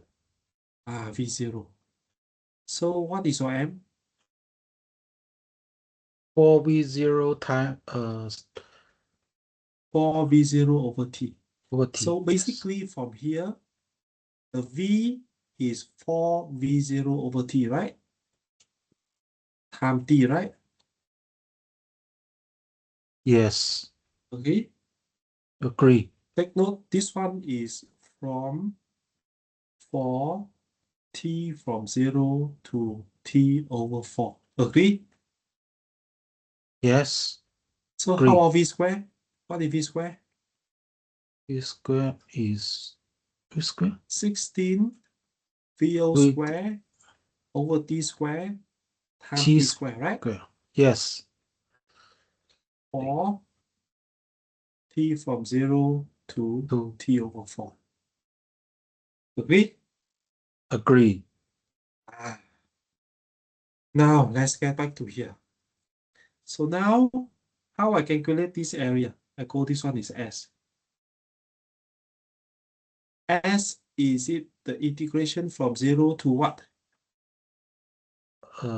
T T over 4, over right? 4. Yes. Of the v Oh. square dt, right? Okay. Okay. Is here, ma? So if I want to find the area from somewhere to somewhere, I integrate from lower limit to upper limit of the function. Now this one, is it 0 to t over 4? 16 VO square t square times t square dt. Is that okay? Yes. Okay. Now, this one, VO is known, right? Yes. Capital T is known, right? Yes. This one is constant, right? Yes. Constant can move out. So the first rule here, when you integrate, is constant can move out. So now we have 0 to t over 4 t square dt. Is that okay? Yes. Okay. Now, at this point, you have to remember. This one you have to remember. Because this guy, you integrate t square, you get t cube over 3. And now the value you sub in is 0 to t over 4. And the value is now here. VO square over t square is a constant. So basically, you remember this. If t square, if you integrate, you have t cube over 3. Because when you differentiate this guy, you have t square. So if you can't, if you haven't learned differentiation, then you have to remember for me. If you integrate t square, you have t cube over 3. And because you integrate from 0 to t over 4, so we have the limit here. How to calculate this? Basically, you sub the t over 4 into here, you get t over 4 cube to 3. You sub 0 into here, you have 0 cube over 3. Because t over 4 is upper limit, 0 is lower limit, so you use the upper limit minus the lower limit. That's what you have to remember. So the few things to remember. The first thing is t squared dt gives you t cube over 3. That is first thing. The second thing to remember is, suppose we have a function inside, right? That is, the value is lower, upper, then it should put upper inside. You have lower inside, then you minus, right? So you whenever you see t, you have to sub t over 4 inside. You get this. When for this part, when you see 0, you sub 0 in. So these two, if you haven't learned or you already forgot, then this you have to remember. So at this point, you have what? 16 VO square over t square times, this one, agree with me, it is t cube, 3. right? Over 4 times 4 times 4 6. Correct? 4. Yes. times 3, right? Yes. Okay. So continue. Okay, this one I do it here. So 4 and 4 is 16, right? Yes. So this 16 and this 4, Gone. this 4 gone, right? Yeah. So and here is TQ, here is T square, so you only have T, right? T. Only T. So it's V0 square times T, correct? Divide by 12, is it? Yes. So that is a one small one small s like this, right? Correct?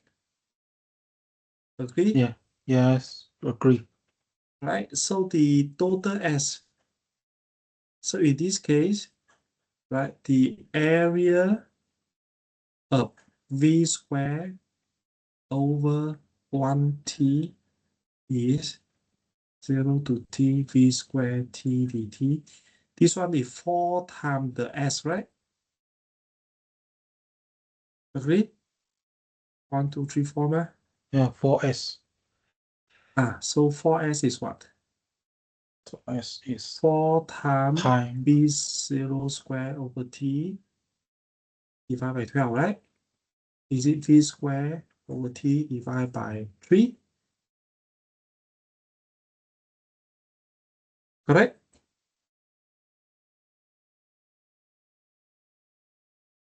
Correct? Yes. So that is the area. Is that okay? Now this area must divide by t, right? So the area of vt v squared over 1t, 1t. then 1 over t times this.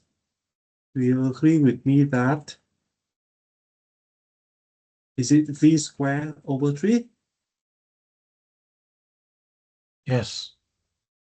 So IMS is square root of 1 over t times area Area of of v v squared t over 1t.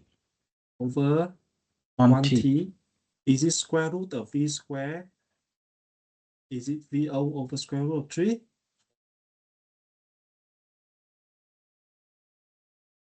Okay.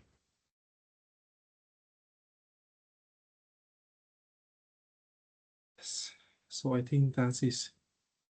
Is it the same values you have in his lesson?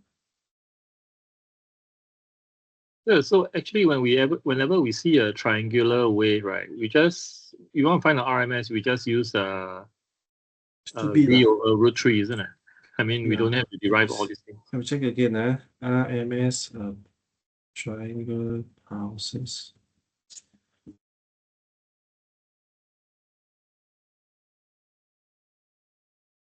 But this one is only applicable for Triangle. for the triangle, and all the triangle are very but suppose like this, then you can't. You have to calculate so just here, just one example. Suppose we have this, and like in the BEA modules, this one is smaller. Is that okay? Okay. So let's call this one a T over 2. This one is, let me draw Better. this one T over 2. Son. And okay, suppose something not T over 2. Suppose but did you see him give you this kind of problems where it's not the same like this? Never see. So far, no. Or But- everything is very symmetric, is it? Yes. No, there's one question where it's like a pulse like that. Then after that, there's a flat. After that, a pulse again. But the pulse is Here in is it? triangular form. Triangle, Here is it? triangle, not square. Okay. Okay. inverse- That's also can do. Is suppose you inverse know of- what to do, that is very like this, then 0, that is it? Yeah, something like this. Okay, so suppose this one is T, this one is T over 2, right? This is your VO. Is that okay? Okay. So suppose this one is your VT. Now, tell me, now can you handle this case? Number one, do I care beyond capital T? Do I care about this mouse? No, no. No, I just care up to T, right? Mm. Okay, T over 2 is here. Is 0. 0, 0, right? How about VO? This one is T over 4. You have VO squared, is it? Yes. Now, if I apply the same thing I just show you, this one T over 4, this is a S, right? So the area, so now do you agree with me that the area of V squared T over 1T, this one actually, is it 2S only? Instead of 4S, it's 2S? Yeah. So Agree? Then you agree. have to divide by 1 over T, so this one you have 1 over T, right? Yes. And the RMS is square root of this guy, so basically the RMS is square root of this guy, right? Mm. So now it's only 2S lah, instead of 4S. So how to find S now? You see the same here. This is 1S here. Okay. Mm. Then, Hmm? so I hope this will clarify clarify. So a few things I will repeat. For now, you just remember this. Suppose I want to find the area under the curve from A to B. Mathematically, it is this integration from A to B of VT dt.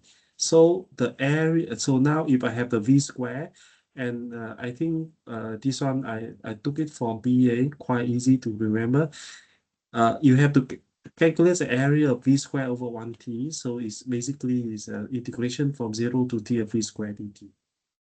Right, so this one is the area.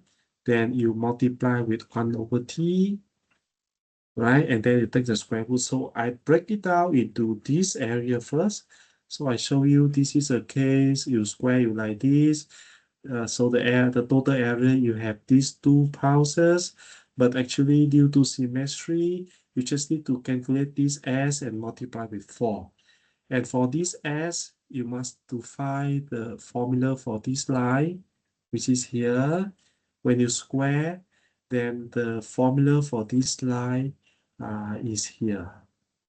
Is here. So when you sub it in, you have something like this. So up to this point, if you forget about integration, you have to remember when I integrate t square, I have TQ 3. Right? Yeah. Okay. Can, so I hope this help you a bit. Okay, I will send this one to you. I will send 2 files. So let me send this one first.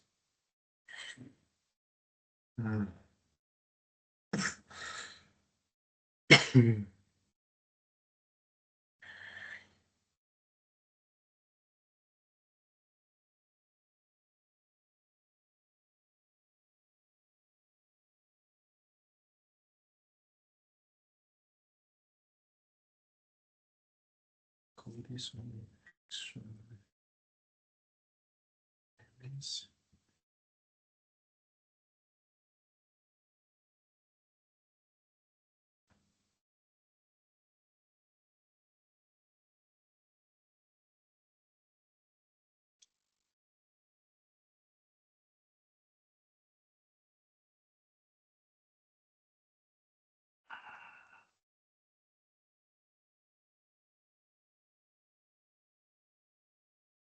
Let me read.